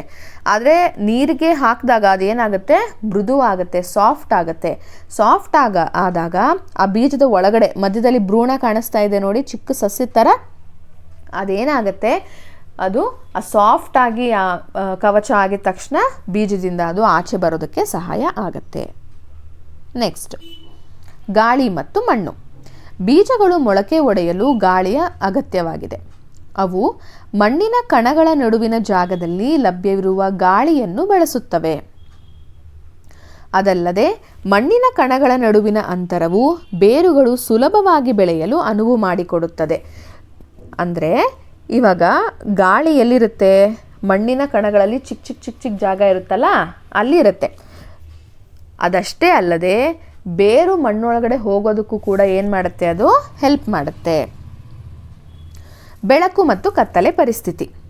ಹೆಚ್ಚಿನ ಬೀಜಗಳು ಮೊಳೆಯಲು ಬೆಳಕಿನ ಅಗತ್ಯವಿಲ್ಲ. ಸೊ ಸಾಕಷ್ಟು ಬೀಜಗಳು ಮೊಳಕೆ ಒಡೆಯೋದಕ್ಕೆ ಬೆಳಕೆ ಇರಬೇಕು ಅಂತ ಅವಶ್ಯಕತೆ ಇಲ್ಲ. ಆದರೆ ಮೊಳೆತ ನಂತರ ಸಸಿಯ ಮತ್ತಷ್ಟು ಬೆಳವಣಿಗೆಗೆ ಸೂರ್ಯನ ಬೆಳಕು ಬೇಕು. ಮೊಳಕೆ ಒಡೆಯೋದಕ್ಕೆ ಬೇಡದೇ ಇರಬಹುದು, ಆದರೆ ಮೊಳಕೆ ಒಡೆದ ಮೇಲೆ ಸಸ್ಯಗಳು ಬೆಳಿಬೇಕಲ್ವಾ, ದ್ಯುತಿ ಸಂಶ್ಲೇಷಣೆ ಪ್ರಕ್ರಿಯೆ, ಫೋಟೋಸಿಂಥಸಿಸ್ ಆಗಬೇಕಲ್ವಾ, ಅದಕ್ಕೆ ಸೂರ್ಯನ ಬೆಳಕು ಬೇಕೇ ಬೇಕು. ನಿಮಗಿದು ಗೊತ್ತೇ, ಕೋಲಿಯಸ್ ಮತ್ತು ಪೆಟ್ಯೂನಿಯಾಗಳಂತಹ, ಇದು ಕೋಲಿಯಸ್ ಮತ್ತು ಇದು ಪೆಟ್ಯೂನಿಯಾ, ಇಂತಹ ಹೂ ಬಿಡುವ ಕೆಲವು ಸಸ್ಯಗಳ ಬೀಜಗಳು ಮೊಳೆಯಲು ಬೆಳಕು ಬೇಕಾಗುತ್ತದೆ. ಸೊ ಇದರ ಬೀಜ ಮೊಳಕೆ ಒಡಿಬೇಕು ಅಂದರೆ ಬೆಳಕು ಬೇಕೇ ಬೇಕು. ಈ ಬೀಜಗಳನ್ನು ಮಣ್ಣಿನಿಂದ ಮುಚ್ಚುವುದರಿಂದ ಅವುಗಳ ಮೊಳೆಯುವಿಕೆಯನ್ನು ಮಣ್ಣು ತಡೆಯುತ್ತದೆ. ಅಕಸ್ಮಾತ್ ಏನಾದರೂ ನೀವು ಬೇರೆ ಬೀಜ ನೆಟ್ಟಂಗೆ ಭೂಮಿಯ ಒಳಗಡೆ ಹಾಕ್ಬಿಟ್ಟು ಮಣ್ಣು ಮುಚ್ಚಿಬಿಟ್ರೆ ಈ ಒಂದು ಗಿಡ ಬೆಳೆಯೋದಿಲ್ಲ, ಯಾಕಂದರೆ ಬೀಜ ಮೊಳಕೆ ಒಡೆಯಲ್ಲ. ಹಾಗೆಯೇ ಚೆಂಡು ಹೂ ಮತ್ತು ಜೀನಿಯಾದಂತಹ ಹೂ ಬಿಡುವ ಸಸ್ಯಗಳ ಬೀಜಗಳು ಮೊಳೆಯಲು ಕತ್ತಲೇಬೇಕು. ಸೊ ಇದು ಮೊಳಕೆ ಒಡಿಬೇಕು ಬೀಜ ಅಂತ ಅಂದರೆ ಇದಕ್ಕೆ ಕತ್ತಲಿರಬೇಕು. ಈ ಬೀಜಗಳನ್ನು ಸಾಕಷ್ಟು ಮಣ್ಣಿನಿಂದ ಮುಚ್ಚಬೇಕು. ಕತ್ತಲೆ ಬೇಕಂದ್ರೆ ಏನು ಮಾಡಬೇಕು, ಜಾಸ್ತಿ ಮಣ್ಣು ಅಗದ್ಬಿಟ್ಟು ಒಳಗಡೆ ಬೀಜ ಹಾಕ್ಬಿಟ್ಟು ಚೆನ್ನಾಗಿ ಮೇಲ್ಗಡೆ ಮಣ್ಣನ್ನು ಮುಚ್ಚಿಬಿಡಬೇಕು. ನೆಕ್ಸ್ಟ್, ಉತ್ತಮ ಆರೋಗ್ಯ ಮತ್ತು ಸಮರ್ಪಕ ಬೆಳವಣಿಗೆಗೆ ಮಾನವರಿಗೆ ಸಂತುಲಿತ ಆಹಾರದ ಅವಶ್ಯಕತೆ ಇದೆ ಎಂದು ಮನದುಂಬಿದ ಊಟ ಸ್ವಸ್ಥ ಶರೀರಕ್ಕೆ ಸೋಪಾನ ಎಂಬ ಅಧ್ಯಾಯದಲ್ಲಿ ನೀವು ಕಲಿತಿದ್ದೀರಿ. ಹೌದಲ್ವಾ? ನಾವು ಆರೋಗ್ಯವಾಗಿರಬೇಕು ಅಂದರೆ ಒಳ್ಳೆಯ ಆಹಾರವನ್ನು ಸೇವಿಸಬೇಕು. ಹಾಗೆಯೇ ಸಸ್ಯಗಳು ಅವುಗಳ ಸಮರ್ಪಕ ಬೆಳವಣಿಗೆ ಮತ್ತು ಅಭಿವೃದ್ಧಿಗೆ ಅನುಕೂಲಕರ ಪರಿಸ್ಥಿತಿಗಳು ಮತ್ತು ಪೋಷಕಾಂಶಗಳು ಬೇಕಾಗುತ್ತೆ. ಮನುಷ್ಯರು ಬೆಳೆಯೋದಕ್ಕೆ ಹೇಗೆ ಪೋಷಕಾಂಶದ ಅವಶ್ಯಕತೆ ಇದೆಯೋ ಹಾಗೆ ಸಸ್ಯಗಳು ಬೆಳಿಬೇಕು ಅಂದರೂ ಕೂಡ ಪೋಷಕಾಂಶದ ಅಗತ್ಯತೆ ಅದಕ್ಕೆ ಹೆಚ್ಚಾಗಿ ಇರುತ್ತೆ. ಸಸ್ಯಗಳಲ್ಲಿ ಬೆಳವಣಿಗೆ ಮತ್ತು ಚಲನೆ. ಸಸ್ಯಗಳು ಸೂರ್ಯನ ಬೆಳಕಿಗೆ ಹೇಗೆ ಪ್ರತಿಕ್ರಿಯಿಸುತ್ತವೆ ನೋಡಬೇಕಲ್ವಾ? ಸಸ್ಯ ಸೂರ್ಯನ ಬೆಳಕಿಗೆ ಹೇಗೆ ರಿಯಾಕ್ಟ್ ಮಾಡುತ್ತೆ? ಸಸ್ಯಗಳ ವಿವಿಧ ಭಾಗಗಳ ಬೆಳವಣಿಗೆಯ ದಿಕ್ಕಿನ ಮೇಲೆ ಸೂರ್ಯನ ಬೆಳಕು ಪ್ರಭಾವ ಬೀರುತ್ತದೆ. ಯಾವ ದಿಕ್ಕಿನಿಂದ ಬೆಳಕು ಬರ್ತಿದೆ ಅನ್ನೋದು ಕೂಡ ಸಸ್ಯದ ಬೆಳವಣಿಗೆಗೆ ಏನು ಮಾಡುತ್ತೆ, ಅದು ಪ್ರಭಾವವನ್ನು ಬೀರುತ್ತೆ. ಸಸ್ಯವನ್ನು ತಲೆ ಕೆಳಗಾಗಿ ಇರಿಸಿದರೆ ಸಸ್ಯದ ಬೇರು ಮತ್ತು ಕಾಂಡ ಯಾವ ದಿಕ್ಕಿನಲ್ಲಿ ಬೆಳೆಯುತ್ತದೆ ಎಂದು ಮತ್ತು ಚಲಿಸುತ್ತದೆ. ನೀವೇನು ಮಾಡ್ತೀರಾ, ಬೇರು ಮೇಲ್ಗಡೆ ಬೆಳೆಯೋ ಹಾಗೆ ಕಾಂಡ ಕೆಳಗಡೆ ಇರೋ ಹಾಗೆ ಒಂದು ಬೀಜವನ್ನು ನೆಡ್ತೀರಾ ಅಂತ ಅಂದ್ಕೊಳ್ಳಿ. ಆವಾಗ ಯಾವ ಕಡೆ ಬೆಳೆಯುತ್ತೆ? ಕೆಲವೊಬ್ರು ಹೇಳ್ತೀರಾ ಏನದು, ಬೇರು ಮೇಲ್ಗಡೆ ಭಾಗಕ್ಕೆ ಬೆಳೆಯುತ್ತೆ, ಕಾಂಡ ಕೆಳಭಾಗಕ್ಕೆ ಮಣ್ಣಿನ ಒಳಗಡೆ ಬೆಳೆಯುತ್ತೆ. ಇನ್ನು ಕೆಲವೊಬ್ರು ಹೇಳ್ತೀರಾ ಇಲ್ಲ, ವಾಪಸ್ಸು ಬೇರು ಕೆಳಭಾಗಕ್ಕೆ ಬೆಳೆಯುತ್ತೆ, ಇನ್ನು ಕಾಂಡ ಏನು ಮಾಡುತ್ತೆ, ಎಲೆ ಭೂಮಿ ಒಳಗಡೆಯಿಂದ ಸೀಳ್ಕೊಂಡು ಮೇಲ್ಗಡೆಗೆ ಬೆಳೆಯುತ್ತೆ ಅಂತ ಹೇಳ್ತೀರಾ. ಹೌದಲ್ಲ? ಎರಡರಲ್ಲಿ ಯಾವುದು ಕರೆಕ್ಟು ಅಂತ ನೋಡೋಣ ಬನ್ನಿ. ಚಟುವಟಿಕೆ 10.3 ನಾವೀಗ ವಿನ್ಯಾಸಗೊಳಿಸೋಣ. ಕೆಲವು ಹುರುಳಿ ಅಥವಾ ಕಡಲೆ ಬೀಜಗಳನ್ನು ತೆಗೆದುಕೊಂಡು ಅವುಗಳನ್ನು ತೇವವಾದ ಬಟ್ಟೆ ಅಥವಾ ತೇವವಾದ ಟಿಶ್ಯೂ ಕಾಗದದ ಮೇಲೆ ಮೊಳೆಯಲು ಬಿಡಿ. ಮೊಳಕೆ ಒಡೆಯೋದಕ್ಕೆ ಬಿಡಬೇಕು.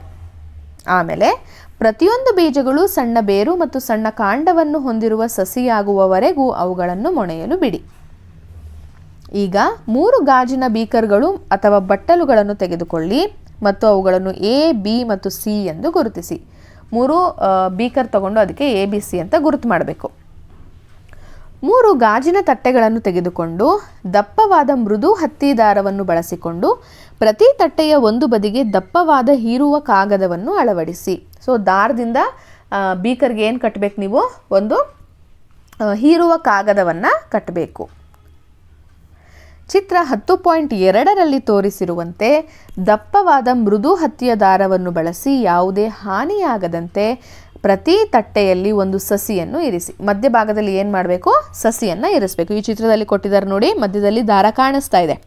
ಆ ಥರ ಏನು ಮಾಡಬೇಕು, ನೀವು ಸಸಿಗಳನ್ನು ಇಡಬೇಕು. ಏನಲ್ಲಿ ನೋಡಿ, ಎ ಬೀಕರ್ನಲ್ಲಿ ಎಲ್ಲ ದಿಕ್ಕಿನಿಂದ ಸೂರ್ಯನ ಬೆಳಕು ಬೀಳುವಂತೆ ನೇರವಾಗಿ ಸಸ್ಯನ ಇರಿಸಿದ್ದಾರೆ. ಬಿ ನೋಡಿ, ಎಲ್ಲ ದಿಕ್ಕಿನಿಂದ ಸೂರ್ಯನ ಬೆಳಕು ಬೀಳುವಂತೆ, ಆದರೆ ಸಸಿನ ಏನು ಮಾಡಿದ್ದಾರೆ, ತಲೆ ಕೆಳಗಾಗಿ ಇರಿಸಿದ್ದಾರೆ. ಅಂದರೆ ಬೇರು ಮೇಲ್ ಬರ್ತಾ ಇದೆ, ಕಾಂಡ ಕೆಳಗೆ ಹೋಗ್ತಾ ಇದೆ ಅಂತ.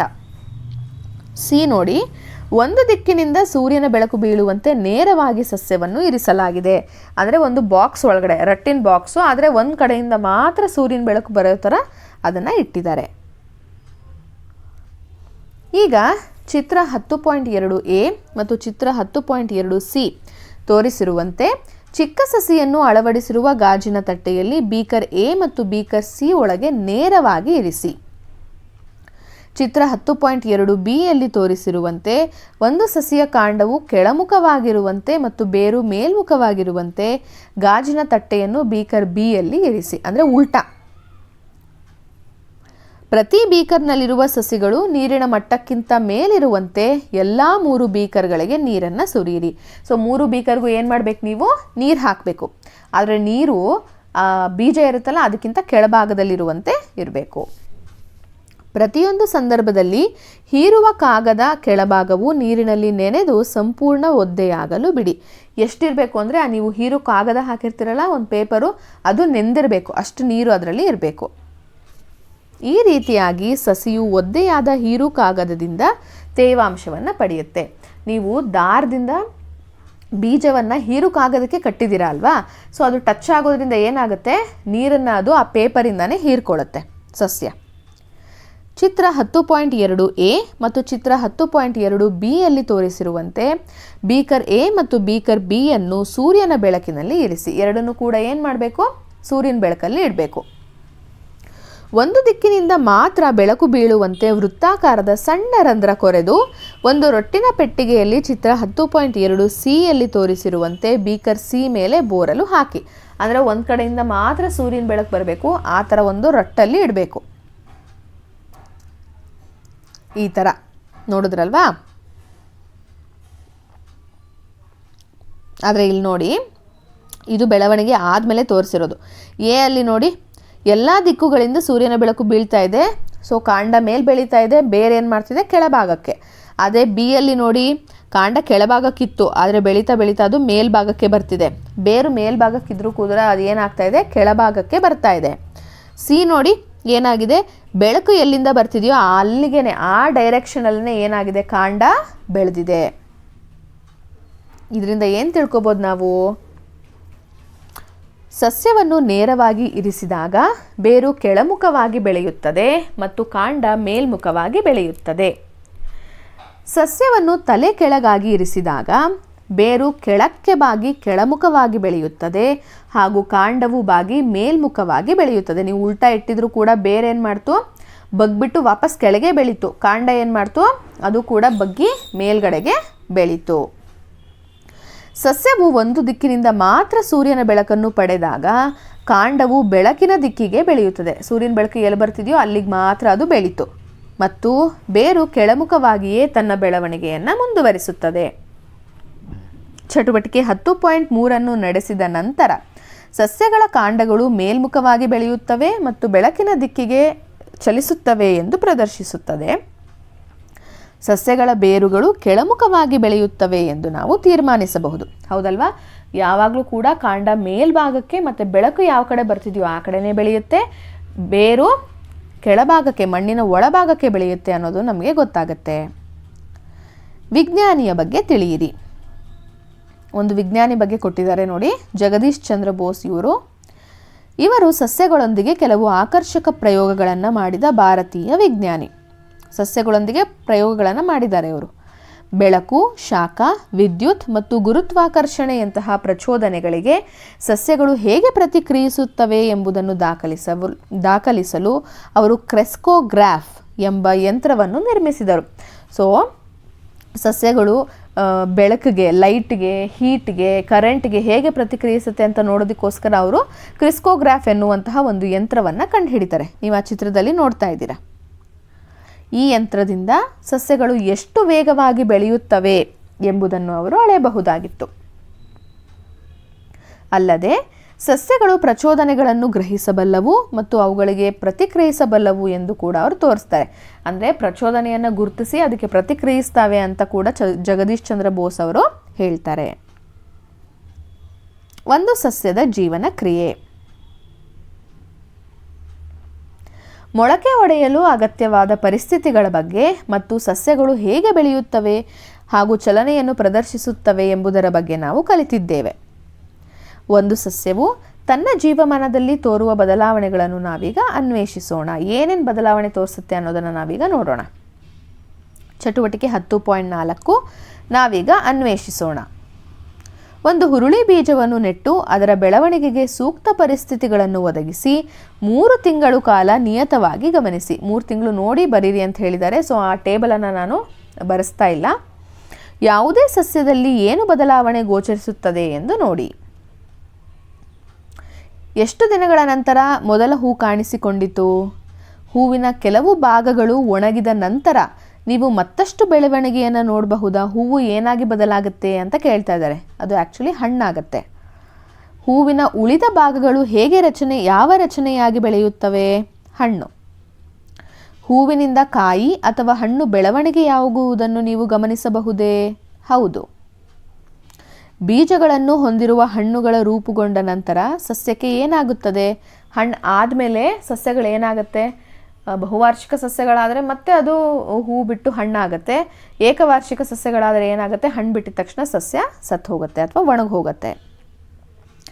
ಹಣ್ಣುಗಳು ರೂಪುಗೊಂಡ ನಂತರ ನೀವು ಯಾವ ಬದಲಾವಣೆಯನ್ನು ಗಮನಿಸುತ್ತೀರಿ? ನೀವು ನಿರಂತರ ನೀರು ಹಾಕಿದರೂ ಸಸ್ಯವು ಹಳದಿಯಾಗುವುದೇ ಅಥವಾ ಒಣಗುತ್ತದೆಯೇ? ಹೌದು, ಕೆಲವೊಂದು ಸಸ್ಯ ಒಣಗುತ್ತೆ. ನಿಮ್ಮ ಸಸ್ಯದಿಂದ ಪಡೆದ ಬೀಜವನ್ನು ಬಿತ್ತನೆ ಮಾಡಿ ಹೊಸ ಪೀಳಿಗೆಯ ಹುರುಳಿ ಸಸ್ಯ ಬೆಳೆಯುತ್ತವೆಯೇ? ಹೌದಲ್ವಾ? ಆ ಬೀಜನ ಮತ್ತೆ ನೆಟ್ಟರೆ ಏನಾಗುತ್ತೆ, ಅಲ್ಲಿ ಮತ್ತೆ ಹುರುಳಿ ಸಸ್ಯ ಬೆಳೆಯುತ್ತೆ. ಬೀಜವು ಎಳೆಯ ಸಸ್ಯವಾಗಿ ಬೆಳೆಯುತ್ತವೆ ಹಾಗೂ ಹೂಗಳು ಮತ್ತು ಹಣ್ಣುಗಳನ್ನು ಉತ್ಪಾದಿಸಲು ಪಕ್ವಗೊಳ್ಳುತ್ತದೆ. ಹಣ್ಣು ಈ ಪ್ರಕರಣದಲ್ಲಿ ಬಲಿತ ಬೀಜಗಳನ್ನು ಹೊಂದಿರುವ ಕಾಯಿ ಹೊಸ ಪೀಳಿಗೆಯ ಹುರುಳಿ ಸಸ್ಯಗಳಾಗಿ ಬೆಳೆಯುತ್ತವೆ. ಒಂದು ಬೀಜವು ಸಸ್ಯವಾಗಿ ನಂತರ ಮುಂದಿನ ಪೀಳಿಗೆಯ ಬೀಜಗಳನ್ನು ಉತ್ಪತ್ತಿ ಮಾಡುವ ಸಂಪೂರ್ಣ ಕ್ರಿಯೆಯನ್ನು ಸಸ್ಯದ ಜೀವನ ಚಕ್ರ ಎಂದು ಕರೆಯಲಾಗುತ್ತದೆ. ಅಂದರೆ ಒಂದು ಬೀಜ ಸಸ್ಯ ಆಗಿ ಬೆಳೆದು ಹಣ್ಣಾಗಿ ಮತ್ತೆ ಬೀಜ ಉತ್ಪಾದನೆಯಾಗಿ ಆ ಬೀಜದಿಂದ ಮತ್ತೆ ಸಸ್ಯ ಹುಟ್ಟುತ್ತಲ್ಲ, ಇದು ನಾವೇನಂತ ಕರಿತೀವಿ, ಜೀವನ ಚಕ್ರ ಅಂತ ಕರಿತೀವಿ. ಅಗತ್ಯವಿರುವ ಎಲ್ಲ ಪರಿಸ್ಥಿತಿಗಳ ಲಭ್ಯತೆಯ ನಂತರವೂ ಒಂದು ಸಸ್ಯವು ತನ್ನ ಬೆಳವಣಿಗೆಯನ್ನು ನಿಲ್ಲಿಸಿದಾಗ ಮತ್ತು ಅದರ ಜೀವನದ ಎಲ್ಲ ಚಟುವಟಿಕೆಗಳನ್ನು ಕ್ರಮೇಣ ಕೊನೆಗೊಂಡಾಗ ಆ ಸಸ್ಯವನ್ನು ಸತ್ತಿದೆ ಎಂದು ಪರಿಗಣಿಸಲಾಗುತ್ತದೆ. ಅಂದರೆ ಗಾಳಿ, ನೀರು, ಬೆಳಕು, ಪೌಷ್ಟಿಕಾಂಶ ಎಲ್ಲ ಸಿಕ್ಕಾಗಲೂ ಸಹ ಆ ಸಸ್ಯ ಬೆಳೀದೇನೆ ಒಣಗಿ ಹೋದರೆ ಅದನ್ನು ನಾವು ಸತ್ತಿದೆ ಅಂತ ಹೇಳ್ತೀವಿ. ಇವಾಗ ನಾವು ಜೀವನ ಚಕ್ರವನ್ನು ನೋಡ್ತಾ ಹೋಗೋಣ. ಮೊದಲನೇ ಹಂತ ಬೀಜ ಮೊಳಕೆ ಒಡೆಯುತ್ತೆ ಅಲ್ವಾ? ಮೊಳಕೆ ಒಡೆದಾಗ ನೋಡಿ, ಅದು ಚಿಕ್ಕ ಚಿಕ್ಕ ಎಲೆ ಬರುತ್ತೆ, ಎಲೆಗಳ ಮೂಡುವಿಕೆ. ನಂತರ ಏನಾಗ್ತಿದೆ, ಹೂ ಬಿಡುತ್ತೆ, ಹೂಗಳ ಮೂಡುವಿಕೆ, ಹೂವು ಬಿಟ್ಟಾದಮೇಲೆ ಅದು ಹಣ್ಣುಗಳ ಮೂಡುವಿಕೆ, ಹಣ್ಣು ಬರುತ್ತೆ. ಆಮೇಲೆ ಅದು ಬಲಿತ ಹಣ್ಣು ಏನಾಗುತ್ತೆ, ಅದರೊಳಗಡೆ ಬೀಜ ಇರುತ್ತೆ. ಹಣ್ಣು ಬಿಟ್ಟಾದಮೇಲೆ ಸಸ್ಯ ಒಣಗಿ ಸತ್ತು ಹೋಗುತ್ತೆ. ಸೊ ಇದಿಷ್ಟು ಕೂಡ ಏನು, ಸಸ್ಯದ ಜೀವನ ಚಕ್ರ. ಹಂತ ಒಂದು, ಬೀಜ ಮೊಳಕೆ ಒಡೆಯುತ್ತೆ, ಎಲೆ ಬರುತ್ತೆ, ಹೂವು ಆಗುತ್ತೆ, ಹಣ್ಣು ಬಿಡುತ್ತೆ. ಆ ಹಣ್ಣಲ್ಲಿ ಮತ್ತೆ ಬೀಜಗಳು ನಮಗೆ ಸಿಗುತ್ತೆ. ಮತ್ತೆ ಆ ಬೀಜವನ್ನು ನೆಟ್ಟರೆ ಮತ್ತೆ ಮೊಳಕೆ ಒಡೆಯುತ್ತೆ, ಎಲೆ ಬರುತ್ತೆ, ಹೂವು ಆಗುತ್ತೆ, ಹಣ್ಣು ಬಿಡುತ್ತೆ. ಸೊ ಇದನ್ನು ನಾವು ಸಸ್ಯದ ಜೀವನ ಚಕ್ರ ಅಂತ ಕರಿತೀವಿ. ಅದು ಕ್ಲಿಯರ್ ಆಯಿತು ಅಂತ ಅಂದ್ಕೊಳ್ತೀನಿ. ಇಲ್ಲಿವರೆಗೂ ಸಸ್ಯಗಳ ಜೀವನ ಚಕ್ರದ ಬಗ್ಗೆ ನೋಡಿದ್ವಿ. ಇವಾಗ ಪ್ರಾಣಿಗಳ ಜೀವನ ಚಕ್ರ ಹೇಗಿರುತ್ತೆ ಅಂತ ನೋಡೋಣ. ಮೊದಲನೇದಾಗಿ ಅದರಲ್ಲಿ ಸೊಳ್ಳೆಯ ಜೀವನ ಚಕ್ರ ನೋಡೋಣ. ಹೆಣ್ಣು ಸೊಳ್ಳೆಗಳು ರಕ್ತ ಹೀರುವ ಕೀಟಗಳಾಗಿದ್ದು ಮಲೇರಿಯಾ, ಡೆಂಗ್ಯೂ ಮತ್ತು ಚಿಕನ್ ಗುನ್ಯಾದಂತಹ ಹಲವಾರು ರೋಗಗಳನ್ನು ಹರಡುತ್ತವೆ. ಹೌದಲ್ವಾ? ಹೆಣ್ಣು ಸೊಳ್ಳೆಗಳು ಏನು ಮಾಡುತ್ತೆ, ರಕ್ತನ ಹೀರ್ತವೆ. ಆ ಹೀರುವಾಗ ಅವುಗಳಲ್ಲಿ ಹಲವಾರು ಕಾಯಿಲೆಗಳು, ಯಾವ್ದಾವುದು ಮಲೇರಿಯಾ, ಡೆಂಗ್ಯೂ, ಚಿಕನ್ ಗುನ್ಯಾ ನೀವು ಕೇಳೇ ಇರ್ತೀರ ಅಲ್ವಾ? ಇದನ್ನು ಒಬ್ಬರಿಂದ ಒಬ್ಬರಿಗೆ ಅದು ಹರಡುತ್ತೆ. ಸೊಳ್ಳೆಯ ಸಂತಾನೋತ್ಪತ್ತಿಯನ್ನು ತಡೆಗಟ್ಟಬೇಕು ಎಂದು ನೀವು ಪತ್ರಿಕೆ, ಶಾಲಾ ಸೂಚನಾ ಫಲಕಗಳು ಮತ್ತು ಜಾಗೃತಿ ಅಭಿಯಾನಗಳಿಂದ ಕಲಿಯಬಹುದು. ಯಾವಾಗಲೂ ಕೂಡ ನಿಮ್ಮ ಶಾಲೆಗಳಲ್ಲಿ ಯಾರಾದರೂ ಸರಿ, ಡಾಕ್ಟರ್ಸೇ ಆಗಲಿ ಬಂದು ಹೇಳ್ತಾ ಇರ್ತಾರೆ, ಪೇಪರ್ಸು, ನ್ಯೂಸಲ್ಲಿ ನೋಡ್ತಾ ಇರ್ತೀರ, ಸೊಳ್ಳೆಗಳನ್ನು ನಾವು ಆದಷ್ಟು ತಡೆಗಟ್ಟಬೇಕು ಅಂತ ಎಲ್ಲ ಕಡೆ ಬರ್ತಿರುತ್ತೆ. ನಿಮ್ಮ ಶಾಲೆಯಲ್ಲಿ ಅಥವಾ ನಿಮ್ಮ ಮನೆಯ ಸುತ್ತಮುತ್ತ ಪ್ರದೇಶದಲ್ಲಿ ನಿಂತ ನೀರಿದೆಯೇ ಎಂದು ಪರೀಕ್ಷಿಸಿ. ನಿಂತ ನೀರು ಅಂತ ಅಂದರೆ ಅಲ್ಲೇ ಸ್ಟಾಕ್ ಆಗಿರಬೇಕು, ಅದು ಅಲ್ಲೇ ನಿಂತಿರಬೇಕು ನೀರು. ಅಂತಹ ನೀರು ಎಲ್ಲಾದರೂ ಇದೆಯಾ ಅಂದರೆ ಒಡೆದೋಗಿರೋ ಪ್ಲಾಸ್ಟಿಕ್ ಡಬ್ಬಗಳು, ಟಯರ್ಗಳು, ವಾಟರ್ ಟ್ಯಾಂಕ್ ಮುಚ್ಚಳ ಅಲ್ವಾ, ಹಳೆ ಪಾತ್ರೆ ಏನಾದರೂ ಆಚೆ ಇಟ್ಟಿದ್ರೆ ಅಲ್ಲೇನಾದರೂ ನೀರು ನಿಂತ್ಕೊಂಡಿದೆಯಾ ಅಂತ ನೀವು ಅಬ್ಸರ್ವ್ ಮಾಡಬೇಕು. ನಿಂತ ನೀರು ಸಂಗ್ರಹವಾಗುವ ಕೆಲವು ಸಾಮಾನ್ಯ ಸ್ಥಳಗಳೆಂದರೆ ನೀರಿನ ಕೂಲರ್ಗಳು, ಹೂಕುಂಡಗಳು ಮತ್ತು ಯಾವುದೇ ತೆರೆದ ಪಾತ್ರೆ. ಎಲ್ಲೆಲ್ಲಿ ಯೂಶ್ವಲಿ ಈ ಥರ ನೀರು ನಿಂತ್ಕೊಂಡಿರುತ್ತೆ ಅಂದರೆ ಪಾಟ್ ಅಲ್ವಾ, ಪಾಟಲ್ಲಿ ಜಾಸ್ತಿ ನೀರು ಹಾಕ್ಬಿಟ್ಟಿದ್ರೆ ಅಲ್ಲೂ ಕೂಡ ನೀರು ನಿಂತಿರುತ್ತೆ. ಯಾವುದಾದ್ರೂ ಪಾತ್ರೆ ಹಾಗೆ ಒಡೆದು ಹೋಗಿರೋದನ್ನ ನೀವು ಆಚೆ ಬಿಸಾಕಿದರೆ ಅದರಲ್ಲೂ ಕೂಡ ಮಳೆ ಬಂದು ನೀರು ನಿಂತಿರುತ್ತೆ. ಅದರಲ್ಲಿ ಹುಳುವಿನಂತಹ 2 ವಿಭಿನ್ನ ರೀತಿಯ ಜೀವಿಗಳನ್ನು ಕಾಣಬಹುದು. 2 ರೀತಿಯ ಒಂದು ಸಣ್ಣ ಹುಳಗಳನ್ನು ನೀವು ನೋಡಬಹುದು. ಅವು ಸೊಳ್ಳೆಯ ಬೆಳವಣಿಗೆಯ ಸಮಯದಲ್ಲಿ ಕಂಡುಬರುವ ಪ್ಯೂಪಾ ಮತ್ತು ಲಾರ್ವಾ ಎಂಬ 2 ನಿರ್ದಿಷ್ಟ ಜೀವನ ಹಂತಗಳಾಗಿವೆ. ಹಾಗಿದ್ರೆ ಆ 2 ಸಣ್ಣ ಹುಳು ಯಾವುದು ಅಂದರೆ, ಒಂದು ಪ್ಯೂಪಾ ಆಗಿರುತ್ತೆ, ಇನ್ನೊಂದು ಲಾರ್ವಾ ಸ್ಟೇಜ್ ಆಗಿರುತ್ತೆ. ನೀರಿನ ಆಕಾರಗಳಲ್ಲಿ ಕಂಡುಬರುವ ಸೊಳ್ಳೆಯ ಲಾರ್ವಾಗಳು ಮತ್ತು ಪ್ಯೂಪಾಗಳು ಪದೇ ಪದೇ ನೀರಿನ ಮೇಲ್ಮೈಗೆ ಏಕೆ ಬರುತ್ತವೆ? ನೀವು ಲಾಸ್ಟ್ ಇದರಲ್ಲಿ ನೋಡಿದ್ರಿ ಪ್ಯೂಪ ಮತ್ತು ಲಾರ್ವಾ ಹೇಗೆ ಕಾಣಿಸುತ್ತೆ ಅಂತ. ಆಮೇಲೆ ಅದು ಮೊಟ್ಟೆ ಯೂಶ್ವಲಿ ನೀರಲ್ಲೇ ಇಡೋದ್ರಿಂದ ಅದು ನೀರಿನ ಸರ್ಫೇಸ್ಗೆ ಯಾವಾಗಲೂ ಬರ್ತಾ ಇರುತ್ತೆ. ಯಾಕೆ ಬರ್ತಾ ಇರ್ಬೋದಪ್ಪ? ಯಾಕಂದರೆ ನೀರಿನಲ್ಲಿ ವಾಸಿಸುವ ಸೊಳ್ಳೆಯ ಲಾರ್ವಾಗಳು ಮತ್ತು ಪ್ಯೂಪಾಗಳಿಗೆ ಉಸಿರಾಡಲು ಗಾಳಿಯ ಅಗತ್ಯವಿದೆ. ಅದು ಉಸಿರಾಡಬೇಕು, ಹೌದಲ್ವಾ? ನೀರಿನ ಒಳಗಡೆ ಉಸಿರಾಡೋದಕ್ಕೆ ಅದಕ್ಕೆ ಆಗಲ್ಲ. ಅದಕ್ಕೋಸ್ಕರ ಅದು ನೀರಿನ ಮೇಲ್ಭಾಗಕ್ಕೆ ಯಾವಾಗಲೂ ಬರ್ತಾ ಇರುತ್ತೆ. ಅದಕ್ಕಾಗಿ ನೀರಿನ ಮೇಲ್ಮೈಗೆ ಚಲಿಸುತ್ತವೆ. ಸೊಳ್ಳೆಯ ಜೀವನ ಚಕ್ರಕ್ಕೆ ಅಡ್ಡಿ ಉಂಟು ಮಾಡಬಹುದೇ? ಹಾಗಿದ್ರೆ ನಾವು ಸೊಳ್ಳೆ ಸಂತಾನೋತ್ಪತ್ತಿ ತಡಿಬೇಕು ಅಂತ ಹೇಳ್ತೀವಲ್ವಾ, ಹಾಗಿದ್ರೆ ಆ ಜೀವನ ಚಕ್ರನ ಹೇಗಾದರೂ ಸ್ಟಾಪ್ ಮಾಡಬಹುದಾ? ನಿಂತ ನೀರಿನ ಮೇಲೆ ಸೀಮೆ ಎಣ್ಣೆ ಸಿಂಪಡಿಸುವುದು ಏಕೆ? ಯೂಶ್ವಲಿ ಏನು ಮಾಡ್ತಾರೆ, ಎಲ್ಲಾದರೂ ನೀರು ನಿಂತಿದೆ ಅಂದಿದ ತಕ್ಷಣ ಅಲ್ಲಿ ಹೋಗಿ ಸೀಮೆ ಎಣ್ಣೆಯನ್ನು ಹಾಕ್ತಾರೆ. ಏನಕ್ಕೆ ಹಾಕ್ತಾರೆ? ಏನಾಗ್ಬೋದು ಅವಾಗ? ಕೆಲವೊಬ್ರು ಹೇಳ್ತೀರಾ ಸೊಳ್ಳೆಗಳಿಗೆ ಅದು ಕೆಮಿಕಲ್ ಅಲ್ವಾ, ಅದಕ್ಕೆ ಸತ್ತೋಗುತ್ತೆ, ಎಣ್ಣೆ ಇರುತ್ತೆ ಅದಕ್ಕೆ ಸತ್ತೋಗುತ್ತೆ ಅಂತ. ಆ್ಯಕ್ಚುಲಿ ಏನಾಗುತ್ತೆ ಅಂದರೆ, ಸೀಮೆ ಎಣ್ಣೆಯು ನೀರಿನ ಮೇಲ್ಮೈ ಮೇಲೆ ತೆಳುವಾದ ಪದರವನ್ನು ರೂಪಿಸುತ್ತೆ. ನಿಮಗೆ ಗೊತ್ತು, ಎಣ್ಣೆ ನೀರು ಬೆರೆಯಲ್ಲ. ಎಣ್ಣೆ ಏನಾಗುತ್ತೆ, ಮೇಲ್ಗಡೆಗೆ ತೇಲುತ್ತೆ, ಹೌದು ತಾನೆ? ಸೊ ಒಂದು ಲೇಯರ್ ಫಾರ್ಮ್ ಆಗುತ್ತೆ, ಪದರ ಬರುತ್ತೆ. ಈ ಪದರವು ನೀರನ್ನು ಗಾಳಿಯಿಂದ ಬೇರ್ಪಡಿಸಿ ಲಾರ್ವಾ ಮತ್ತು ಪ್ಯೂಪಾಗಳಿಗೆ ಉಸಿರಾಡಲು ಗಾಳಿ ಸಿಗದಂತೆ ಮಾಡುತ್ತದೆ. ಸೊ ಪದರ ಇರೋದ್ರಿಂದ ನೀರೇ ಬೇರೆ ಆಗುತ್ತೆ, ಗಾಳಿನೇ ಬೇರೆ ಆಗುತ್ತೆ, ಹೌದು ತಾನೆ?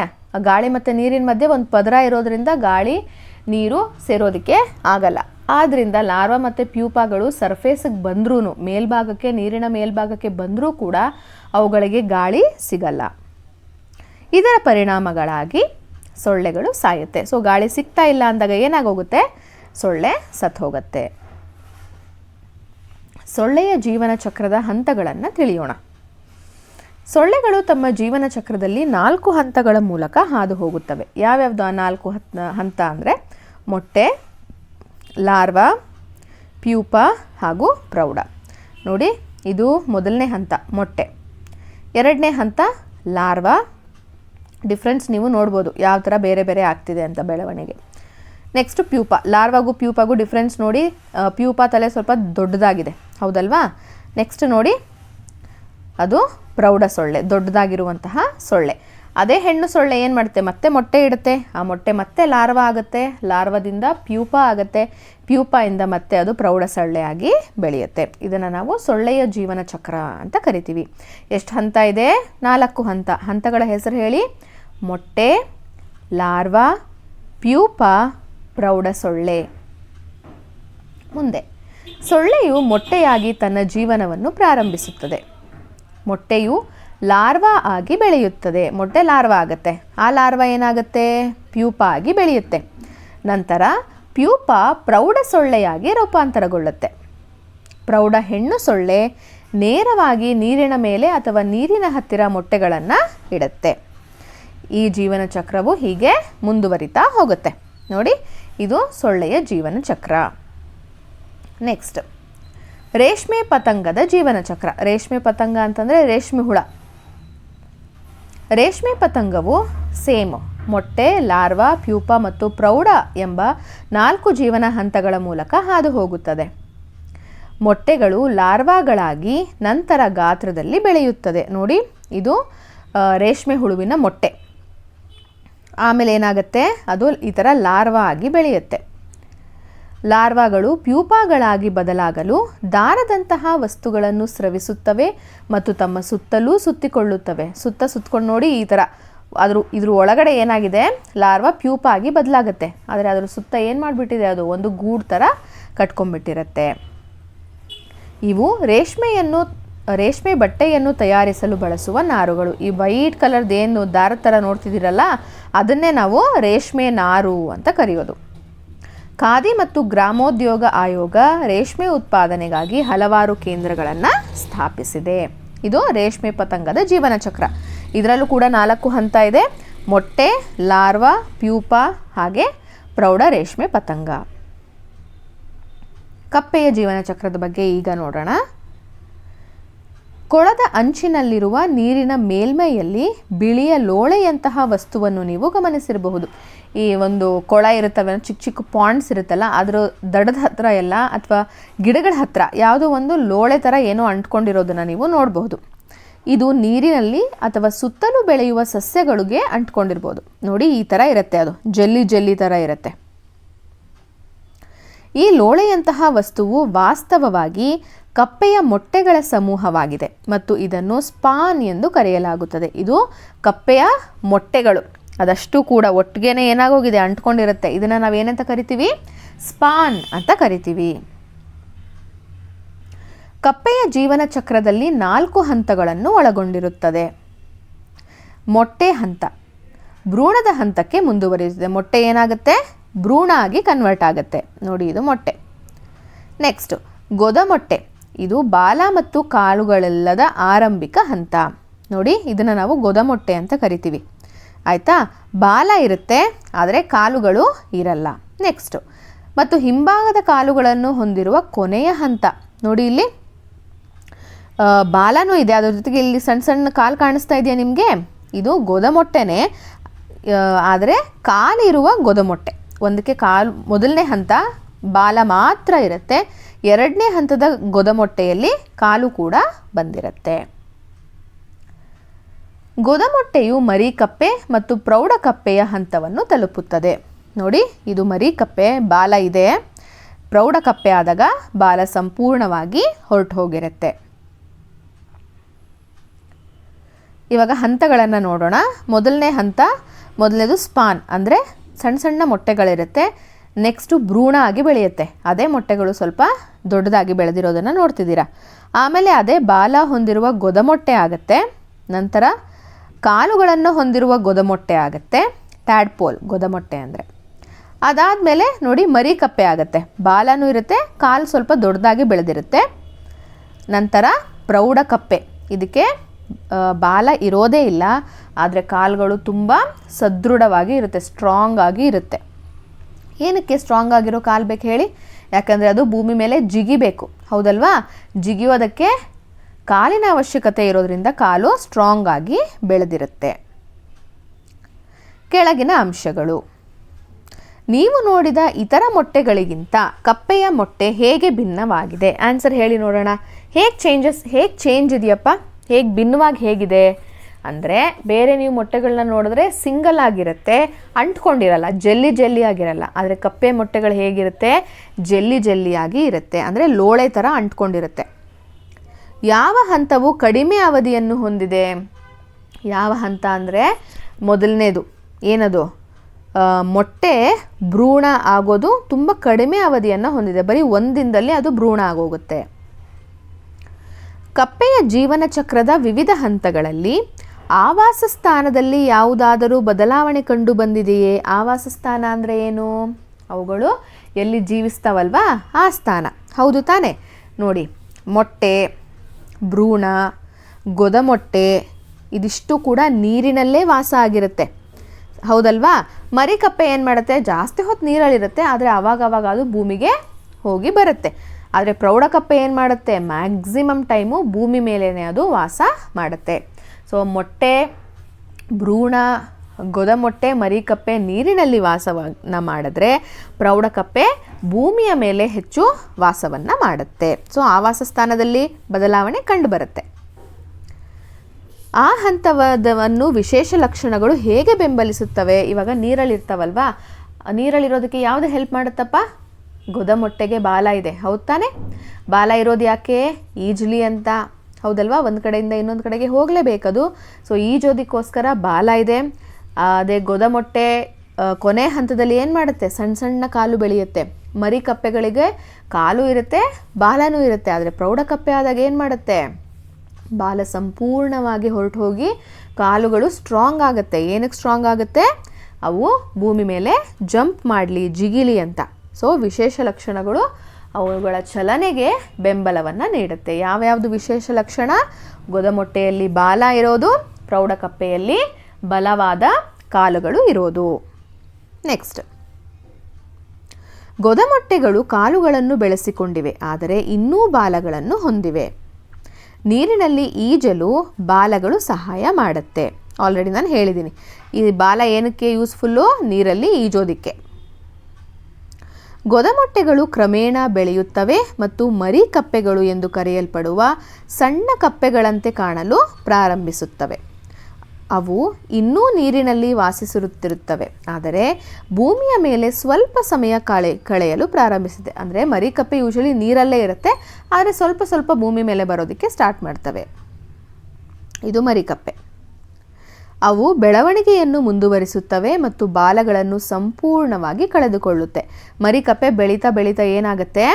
ಬಾಲ ಕಳ್ಕೊಳ್ಳುತ್ತೆ. ಜಿಗಿಯಲು ಮತ್ತು ಇಳಿಯಲು ಸಹಾಯವಾಗುವಂತೆ ಅವುಗಳ ಕಾಲುಗಳು ಬಲವಾಗುತ್ತವೆ, ಅಂದರೆ ಸ್ಟ್ರಾಂಗ್ ಆಗುತ್ತೆ. ಅವು ಸಂಪೂರ್ಣವಾಗಿ ಅಭಿವೃದ್ಧಿ ಹೊಂದಿದ ಪ್ರೌಢ ಕಪ್ಪೆಗಳಾಗುತ್ತವೆ ಮತ್ತು ನೀರು ಹಾಗೂ ನೆಲದ ಮೇಲೆ ವಾಸಿಸುತ್ತವೆ. ಪ್ರಾಣಿಗಳ ಜೀವನ ಚಕ್ರವು ಸಸ್ಯಗಳಿಗಿಂತ ಹೇಗೆ ಭಿನ್ನ? ನೀವೇ ಹೇಳಿ ನೋಡೋಣ. ಪ್ರಾಣಿಗಳಲ್ಲಿ ಮೊಟ್ಟೆ ಇಡ್ತಾರೆ, ಮೊಟ್ಟೆಯಿಂದ ಮರಿ ಆಗುತ್ತೆ, ಅಥವಾ ಸಣ್ಣದಾದ ಮರಿ ಏನಾಗುತ್ತೆ? ದೊಡ್ಡದಾಗಿ ಬೆಳೆಯುತ್ತೆ. ಸಸ್ಯಗಳು ಹೇಗೆ? ಬೀಜಗಳಿಂದ ಏನಾಗುತ್ತೆ? ಅದು ಪ್ರೌಢ ಸಸ್ಯ ಆಗುತ್ತೆ, ಮತ್ತು ಬೀಜ ಬಿಡುತ್ತೆ, ಅದೇ ಬೀಜದಿಂದ ಅದು ಚಕ್ರ ಮುಂದುವರಿಯುತ್ತೆ. ಸಸ್ಯಗಳು ಮತ್ತು ಪ್ರಾಣಿಗಳು ಜೀವ ಪ್ರಪಂಚದ ಒಂದು ಭಾಗವಾಗಿದೆ, ಹೌದಲ್ವಾ? ಜೀವನ ಪ್ರಪಂಚ ಅಂದಿದ ತಕ್ಷಣ ಅಲ್ಲಿ ಸಸ್ಯಗಳು ಬೇಕು ಮತ್ತು ಪ್ರಾಣಿಗಳು ಕೂಡ ನಮಗೆ ಬೇಕು. ಅವುಗಳು ತಮ್ಮ ಜೀವನದ ಹಾದಿಯಲ್ಲಿ ವಿವಿಧ ಬದಲಾವಣೆಗಳಿಗೆ ಒಳಗಾಗುತ್ತೆ, ಹೌದು ತಾನೆ? ಒಂದೇ ಥರ ಇರ್ತವ ಸಸ್ಯಗಳು ಮತ್ತು ಪ್ರಾಣಿಗಳು? ಕೊನೆಯಿಂದ ಮೊದಲಿಂದ ಕೊನೆವರೆಗೂ ಇಲ್ಲ, ಬದಲಾವಣೆಯನ್ನು ಹೊಂದುತ್ತಾನೆ ಇರ್ತವೆ. ಒಂದು ಸಣ್ಣ ಸಸ್ಯವು ಬೆಳೆದು ದೊಡ್ಡ ಮರವಾಗುತ್ತದೆ ಎಂದು ನಾವು ಕಲಿತಿದ್ದೇವೆ, ಹೌದಲ್ವಾ? ಒಂದು ಬೀಜ ನೆಟ್ಟರೆ ಅದು ಸಸಿ ಆಗುತ್ತೆ, ಸಸಿ ಬೆಳೆದು ಬೆಳೆದು ದೊಡ್ಡ ಮರ ಕೂಡ ಆಗುತ್ತೆ. ಪ್ರಾಣಿಗಳು ಮರಿಗಳ ಹಂತದಿಂದ ಪ್ರೌಢ ಹಂತಕ್ಕೆ ಹೇಗೆ ಬೆಳೆಯುತ್ತವೆ ಮತ್ತು ಬದಲಾಗುತ್ತವೆ ಎಂದು ಸಹ ನಾವು ಕಲಿತಿದ್ದೇವೆ. ಈ ಜೀವನ ಚಕ್ರವು ಪ್ರತಿ ಪ್ರಾಣಿಗೆ ಬದಲಾಗುತ್ತದೆ. ಸೊ ಜೀವನ ಚಕ್ರ ಎಲ್ಲ ಪ್ರಾಣಿಗಳದ್ದು ಒಂದೇ ಥರ ಇರುತ್ತಾ? ಖಂಡಿತ ಇಲ್ಲ. ಪ್ರಾಣಿಯಿಂದ ಪ್ರಾಣಿಗೆ ಅದು ಯಾವಾಗಲೂ ಕೂಡ ಬದಲಾಗ್ತಾ ಹೋಗುತ್ತೆ. ಅದನ್ನು ಅನನ್ಯ ಮತ್ತು ವಿಶೇಷವಾಗಿಸುತ್ತದೆ. ಸಸ್ಯಗಳು ಮತ್ತು ಪ್ರಾಣಿಗಳು ಬದುಕುಳಿಯಲು ಮತ್ತು ತಮ್ಮ ವಿವಿಧ ನಿರಂತರತೆಯನ್ನು ಕಾಪಾಡಿಕೊಳ್ಳಲು ಇಂತಹ ಬದಲಾವಣೆಗಳು ಮುಖ್ಯವಾಗಿದೆ. ನಾವು ಅವುಗಳನ್ನು ಮತ್ತು ಅವುಗಳ ಆವಾಸವನ್ನು ಕಾಪಾಡಬೇಕು, ಹೌದಲ್ವಾ? ಪ್ರಾಣಿಗಳು ವಾಸಿಸುವಂತಹ ಸ್ಥಳ ಮತ್ತು ಪ್ರಾಣಿ ಎರಡನ್ನು ಕೂಡ ನಾವು ಯಾವಾಗಲೂ ಕೂಡ ಕಾಪಾಡಬೇಕು. ಅವುಗಳ ಆವಾಸವನ್ನು ಪೋಷಿಸುವ ಮತ್ತು ಸಂರಕ್ಷಿಸುವ ಮೂಲಕ ಬೆಳೆಯುತ್ತಿರುವ ಜೀವಜಗತ್ತಿನ ಬೆಳವಣಿಗೆಗೆ ಕೊಡುಗೆ ನೀಡಿದಂತಾಗುತ್ತದೆ. ಪ್ರಾಣಿಗಳನ್ನು ಮತ್ತು ಪ್ರಾಣಿಗಳು ವಾಸಿಸುವಂತಹ ಸ್ಥಳಗಳನ್ನು ಸಂರಕ್ಷಿಸೋದ್ರಿಂದ ನಾವೇನು ಮಾಡ್ತಿರ್ತೀವಿ?